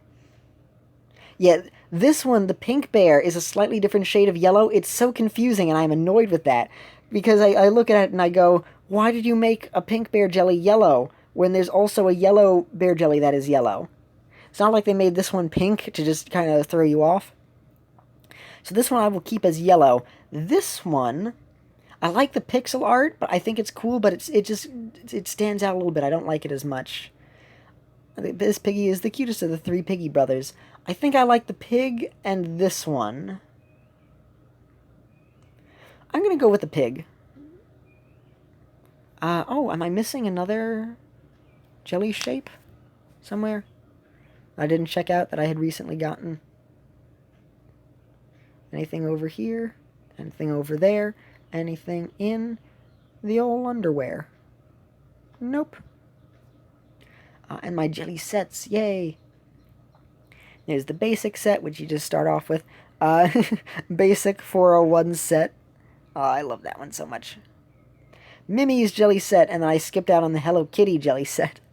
Because it was... I think I had to pay for it. It was too... No, I think it might have been too difficult to get. It was, like, too expensive. And I needed the coins for other things. There we go. Angel Champion. So close to maxing out the last thing. This one, I believe, is actually just Angel Cookies jelly. So you can't get that anywhere else.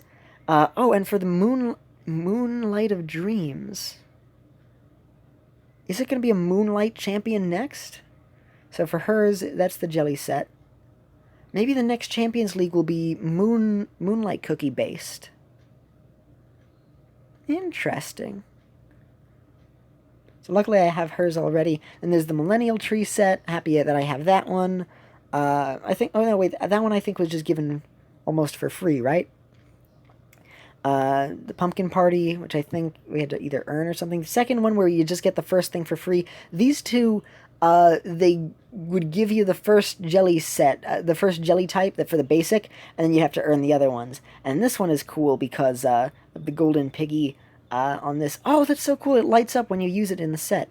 The Royal Club, which will stick around for a while. The Jelly Learning set, which was an event. I like that one. The Guild Up. Oh, Guild Friends. So there's Guild Jellies. Oh, look at that. New update package. Oh, it was from the new update for the guilds. That was the package. My mistake. Dragon's Valley set, which is the new one that's here. Oh, no, this is the one that you have to buy, which they also give you the free jelly for. Flaming Fire Spirit set. Ah, the Fire Spirit set. This is the one that you can get for the thing. Oh, it says limited, though. They said that the bear jellies would stay in the shop for a while. I guess it's just considered like a special thing. Well, I don't know. Why would they call it limited?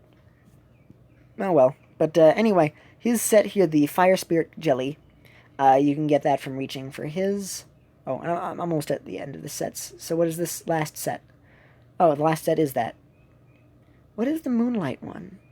Moonlight of Dreams. Oh, no, wait, this is for the City of Wizards event.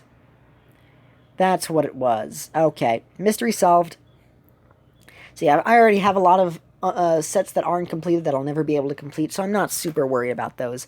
But if I can get them, I like trying to get the sets, but a lot of those are pay-for only, just like a few of the costumes, similar to Fire Spirit's special costume somewhere here, package deals. And I don't like it whenever they make it where you have to pay for the costume, but I get it. They're like, hey, we need a bit of extra money, so let's have a pay costume. So I get it. I'm okay with that. 32 days for a unique chance to just buy the Fire Spirit one instead of the other thing. So that one lasts for a while, the Fire Spirit package, though this one is event costume only, which is annoying. I hope at some point they bring back a whole lot of the event-only things. I mean, think about it. Oh, all of those have disappeared. Weird. But, I mean, think about it. If the Dev Sisters brought back the older event things, and they charged for that as well in case you missed it, then they would just be able to get some money from somebody who wanted to complete the set and may have missed it. And it's already programmed into the game, so I feel like they could bring it back for somebody who may have wanted to get it back. I mean, Plants vs. Zombies 2 even does a similar thing, where when it has an event thing, it'll bring back another something that you can get. But I kind of wish Dev Sisters would bring back some of those event-only things. Then again, there haven't been that many of them, and they've been somewhat recent. I think since last December is the first time they did a you have to pay for this sort of thing. Or about then. It may have been at the second anniversary with that special jelly set, actually, that you would have to pay for. And that was like a pay-only thing that you couldn't get any other way. So I hope that they bring those back in the future in case you can complete it. Or, because I know it is an event thing, and they're like, hey, if you were here for the event, then you get this special thing. Which is, it is cool. It does reward the players who are very adamant about playing, who are able to get the extra cool stuff. But also, it's like, hey, some people would really like a certain costume, and they just didn't play the game or weren't able to get it. So allowing other players to be able to get those, I think, is a good thing. Or if you have an event-only thing, have the event repeat, which is what Club Penguin would do for certain events. So some events, like for the Pirate Day, or when Rockhopper would come by, you'd be able to get a free pirate bandana. But for each year, then you'd get a different stamp or something or other. Something that was unique for the year, but also something that you can get yearly. So you'd still be able to get a prize and not be left out. It worked as a bit of a compromise there. So I wish that they would be able to bring back a couple of other events, things like that. But hey, I'm still happy that they have good things. It's still much better than Pokemon Shuffle and the events that they would have. That's why I stopped playing Pokemon Shuffle, despite me actually being in one of the highest percentage ranks in North America at Pokemon Shuffle on the DS, because I've been playing ever since, like, 2 or 3 days after it came out. And I'd been playing it adamantly, constantly, because I really loved the game. And then it became so terrible. Genius Seniority had just made the game so unpleasant, so hard to do anything, where essentially you had to pay to get through each level, let alone try and get a good score on it. So I just threw that out. I was able to actually stop that cold turkey. It wasn't an addiction, it was out of choice, but I just decided, you know, I'm not going to get any more fun from playing this game, so I have stopped it, and I don't think I've even gone back to the game since, so I don't know what updates they've done to it.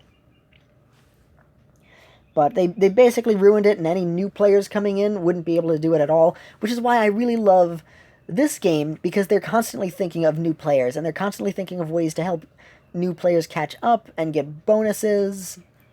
Even the events like this, which will help you get a strong cookie a lot easier. That isn't the best cookie, but still a very strong one, like the Cotton Candy Max Up. The really good treasures to help you max up. I think that's fantastic. And the Dev Sisters do such a great job with the rest of this game that I'm okay with a couple of costumes and a couple of jelly sets and events that won't repeat, because it does make them a bit more special. If you were never, like, if you were there for the events, or if you had paid for it. Because if everybody ends up getting it, then it's like, oh, well, that kind of gyps the people who have paid for it. Which I'm also okay with this costume costing more. This one costing money, but it giving you more points than the one that you can get for free. Because then it would be like, oh, hey, I'm actually getting a bit more for my money. So that makes sense. And it's not too many more points either. It's technically pay to win, as you will be able to get a higher score than somebody who doesn't have it. But it is like the best pay to win strategy ever, especially because you can get a free version that you can just work towards that is almost as good.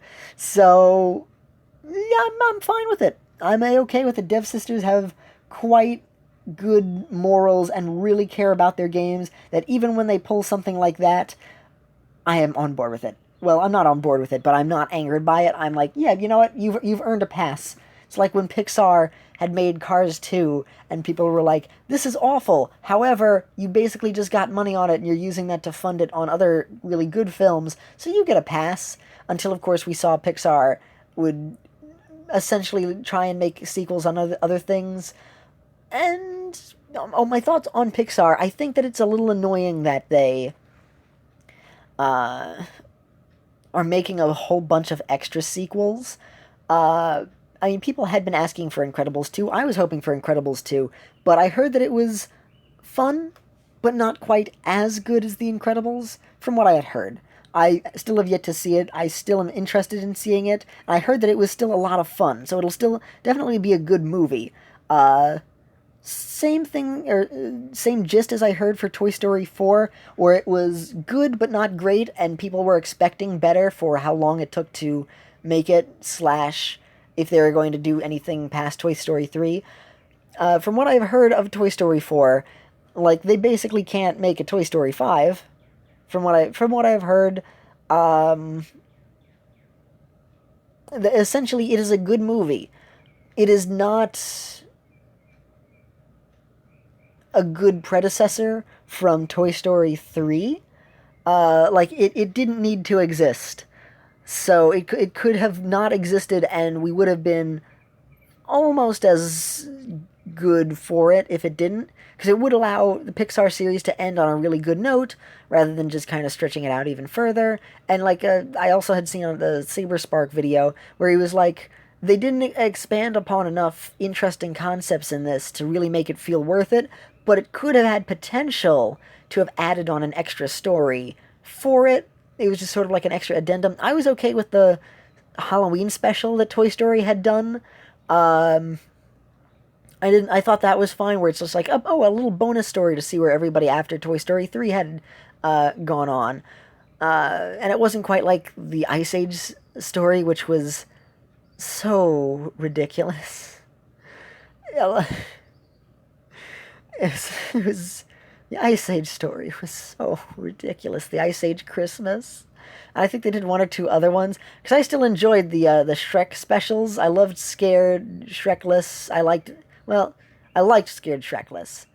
I loved the Christmas special much more. I remember watching that like every Christmas and laughing so much and having such a fun time. I really loved that one when I was little. Scared Shrekless was a lot of fun. I think they did like a third one, right? Something else? Feels like they did a third, but I don't know. Anyway, so those were like decent extra specials.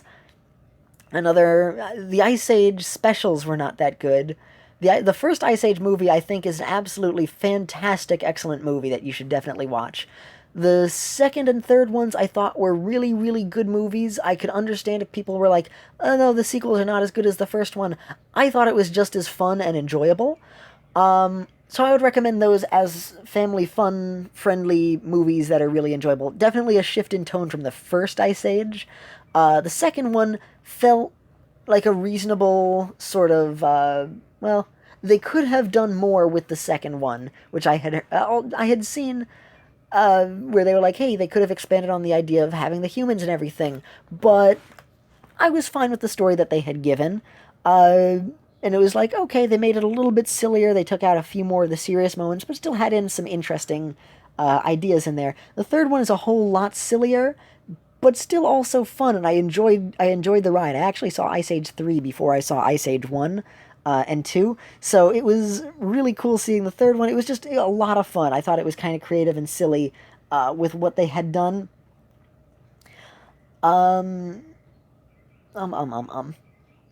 So I liked Ice Age 3. I thought it was, you know what, let me have something going on in the background. While I talk, I'll actually have Ice Candy Cookie running. And this way I can get some free stuff and have something interesting on the screen at least. So I like the Ice Age movies. I can definitely see why people said that the third one is when the Ice Age sequels went downhill, because it is not quite, when you compare it to the first Ice Age, it's quite different, but it certainly is a funny movie, to me at least. I thought it was funny, I thought the characters were enjoyable, I thought it was just a fun movie in general, and I liked it. I didn't think it was quite as groundbreaking or heartfelt as the... Well, there was some nice moments, but not as heartfelt as the first one. So I could definitely see it getting less serious as time goes by. But I would argue that the Ice Age trilogy, the first 3 Ice Age movies, are definitely a lot of fun, especially to watch as like a whole family. So I'd say those 3 were good. I like how the roll bear jelly, the roll basic jelly looks. At least at the moment, it doesn't seem to be a problem for me right now. So I like my decision. Anyway, back to the Ice Age movies. I saw Ice Age 4, and while I was like, well, it was fun when I first watched it, I can barely remember what happened in it. At least at the moment. Some of it is coming back to me. That one was just ridiculous and really insane, and it was not as good as the other ones. It was not as good of a movie. I would not recommend watching that unless your family is a huge fan of the Ice Age movies. And you, like, if you have a tradition of sitting together to watch the Ice Age movies, Ice Age 4 would be like, yeah, okay, you can watch this one. If you're dying to see how the rest of the world plays out after the third one, which I thought the third one was fine enough, it didn't introduce many more reoccurring characters. It was like, hey, we have some characters, we'll keep a few, but we won't add on any more. Which I thought was nice, because each Ice Age movie tends to add more characters to the herd, which was interesting in the second movie, where it was like, hey, we're getting like a second herd, and then the third movie was like, okay, we'll tastefully do a little bit, and the fourth one just adds in a whole bunch of other characters, and it's like, really? Did we really need more? This one was pretty good. I thought that it was fine how it was. And there's also a huge time skip in between each of the movies. Personally, I would say the Ice Age Christmas special is exactly the point when Ice Age turns from a really fun and enjoyable series that I would recommend watching to only watch it if you are a die-hard Ice Age fan. The fourth one was not as good. It was ridiculously silly, but not in as fun or creative or as enjoyable way as enjoyable of a way as the third, which I thought was cool. For the third one, which I thought was cool. The fourth one just was like, oh, really? You're adding on all of these? It was a bit more of a predictable story, and it just wasn't as much fun to watch. Because the third one, it may not have had the best story, at least not compared to the first 2, especially not the first one. It was certainly a fun ride. It was just a good time. It was a really good time. It was one of those, hey, let me just have fun watching a movie kind of movies that did a good job on it. I liked it. I thought it was a fun movie. The fourth one is just not as good.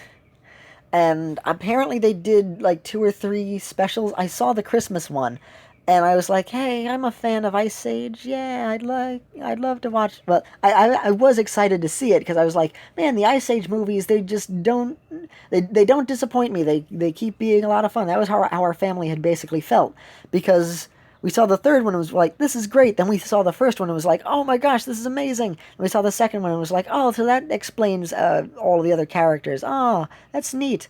Or did we see Ice Age 2 and then 1?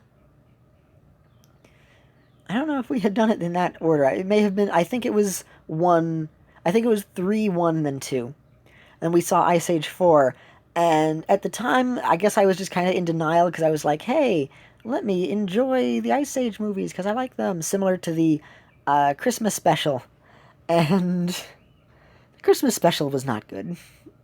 I mean, they visit Santa, which I thought was clever. Like, oh, Santa has been around ever since the beginning of time, so he would be there, and it's already a cold climate. So hey, sorry. So that works out. I almost dropped my phone. That's why I had apologized in case I sounded off. So I thought that was interesting for a Christmas special. I mean, it was much more clever than the Flintstones deciding to have Jesus be the celebration for Christmas before Jesus is born, because it takes place in BC times. Uh, so it makes a bit more sense that way. It's like, hey, Santa's been around for forever.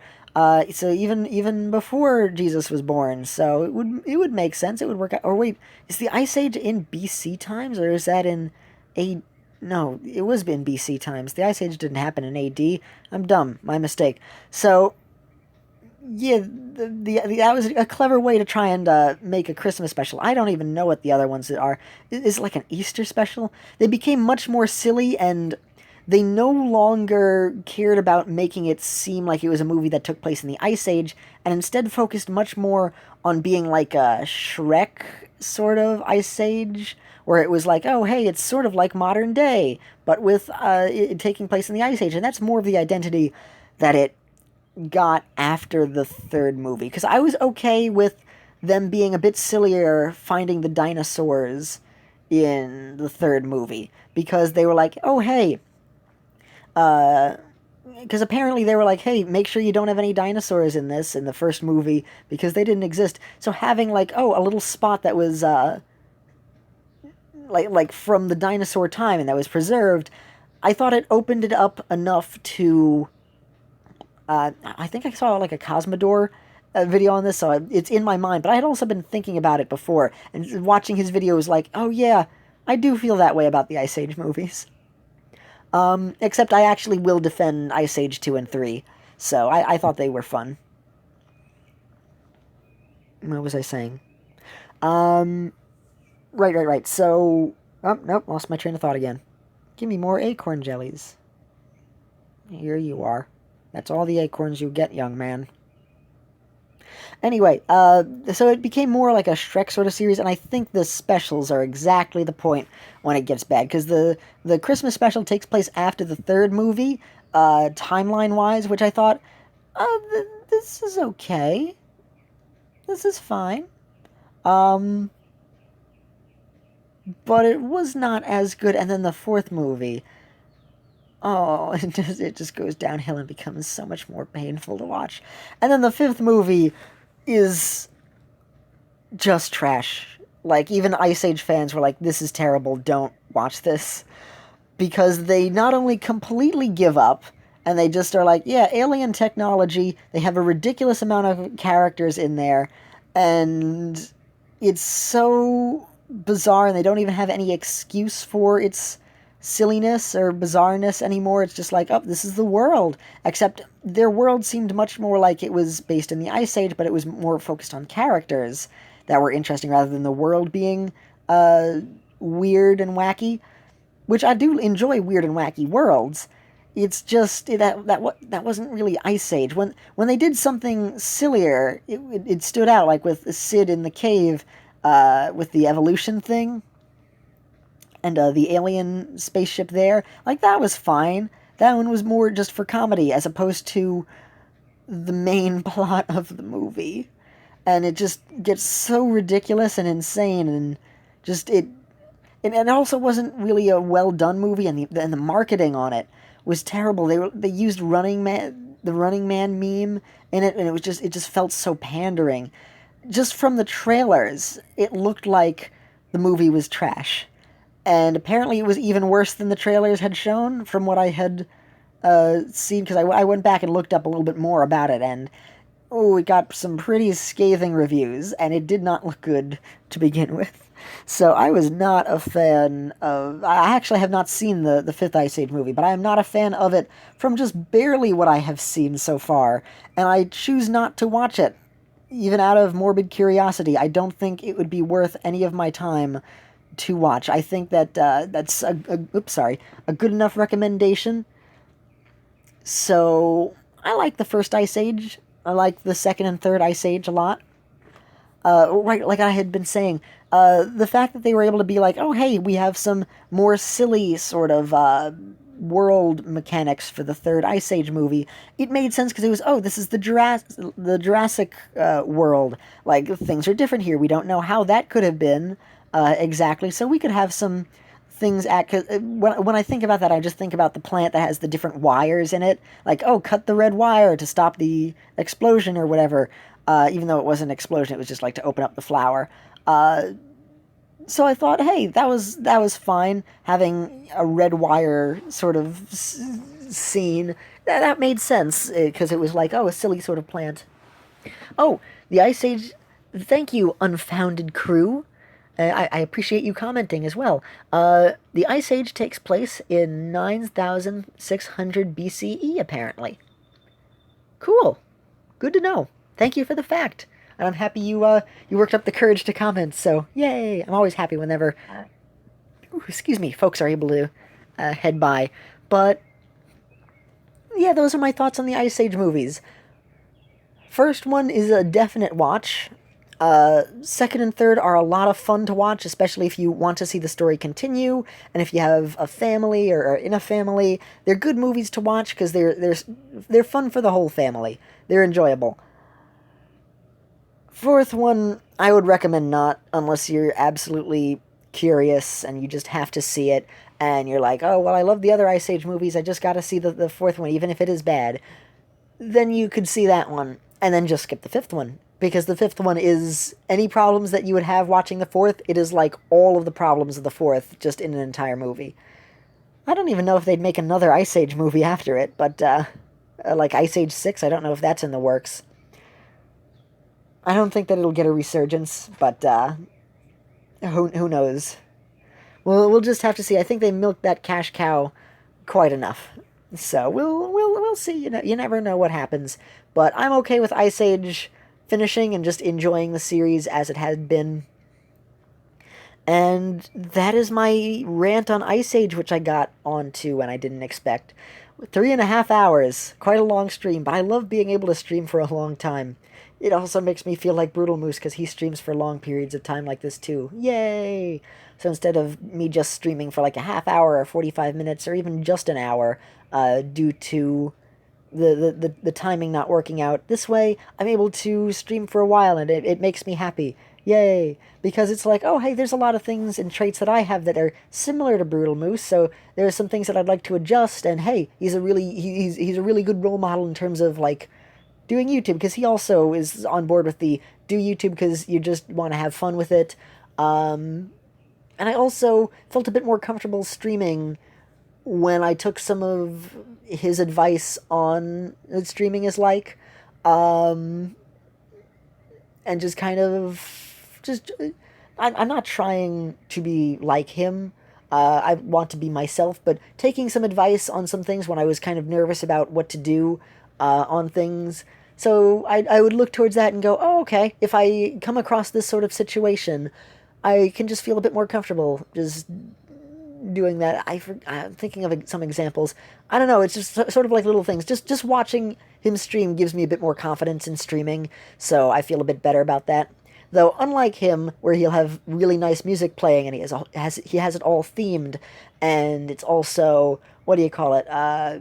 He'll take pauses and be a bit more quiet here and there. I always feel like I need to just keep talking because I know people keep it on in the background and everything. And I always feel bad taking a pause because, again, in some of my earlier streams when I wouldn't talk or anything, people would just be like, oh, nope, we're leaving. Luckily, at this point, a lot of people will still stay even when it's paused, which I'm super happy about. But I try to be entertaining for the entire time through and just ramble and then just say things off the top of my head. It's fun for me and fun and enjoyable for other people, I hope. So I like my style being a bit different from him as well, though if at all possible, I would love to try and do something themed, to try and have like an intro and outro theme of something like that while streaming, but I don't have the knowledge, prowess, or even setup of like two computers to try and do what he's able to do. So I just do my own thing, and I like how it is. Well, this has been quite a long stream. I think I'm good. I'm also feeling a little bit more tired. It is a lot later, so I'm probably going to not edit and then head to bed shortly after this. So we'll see. We'll see how it is. I'll see how it goes. I don't know what to do with it, but who knows? I see. This is something that I love about the Cars universe, because you can think up so many dark theories about it. There's so much in there, and like the things they've confirmed that, like, oh hey, there's like an Apple car that exists. So there's an Apple Steve Jobs. There's like a car. Is it a car Steve Jobs? What do they need computers for? We don't see them using computers. Are there computer automated cars? There are so many questions to bring up that are so funny. And the idea that even Pixar themselves are okay with being like, yes, to super dark theories is super awesome. Like, if Lightning McQueen opened up one of his car doors, that, like, all of his innards would spill out, and it's so awful and gross and disgusting, but it's so funny to think about in, like, this innocent, happy kids world, to be like, yep, that's a dark secret in there. So yeah, like the cars, they ate the humans. Or, oh yeah, inside the cars, it's just like the rest of them. And Matt Pat's theory that the cars from Cars are actually like super highly evolved like bugs that have turned into a car, which is amazing to think of, even if it makes sense in the universe. And just the fact that Pixar kind of is okay on the idea that, yes, we are okay with things having very dark repercussions is amazing. I mean, I think most of the machines are made up of, like, car parts, because some of them, like, can kind of break apart a little bit. I think that they have, like, pieces in the movie, right? Where it's like, oh, hey, we can check under the hood, and then we'll see this thing here.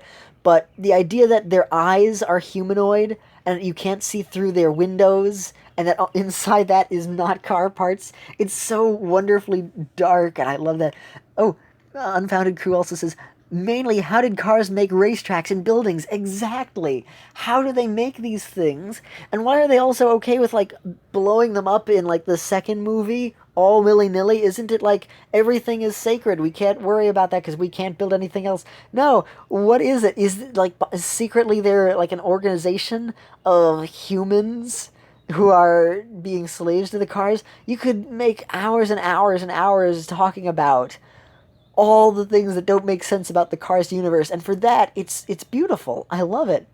And then, of course, there's the giant truck that Lightning McQueen rides in. So the cargo part of the truck, like, you can just ride in that. That's not, like, part of his body, but, like, the inside part, the part that he drives around with, that's alive.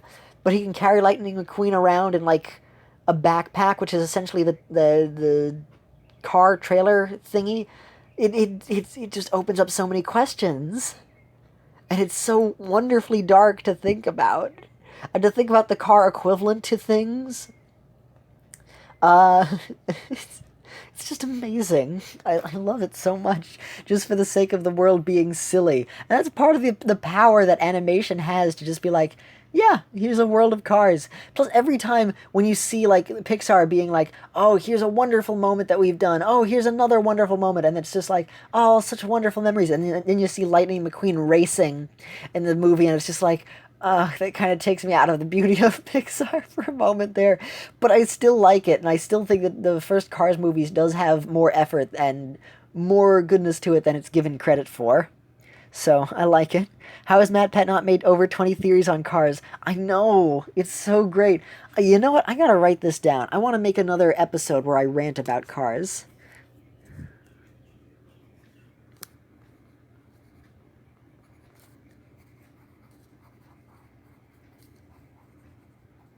There we go. I love doing that with movies. Anyway, so I was able to finish up that last thought that I didn't think I would. 4 hours. We got to another 4 hour stream. It is almost 3 a.m. My phone is close to dying. I am tired. I think this is a good place for us to retire for now. So, I believe it's that time again, friends. If you like what I do, don't be shy to give a thumbs up.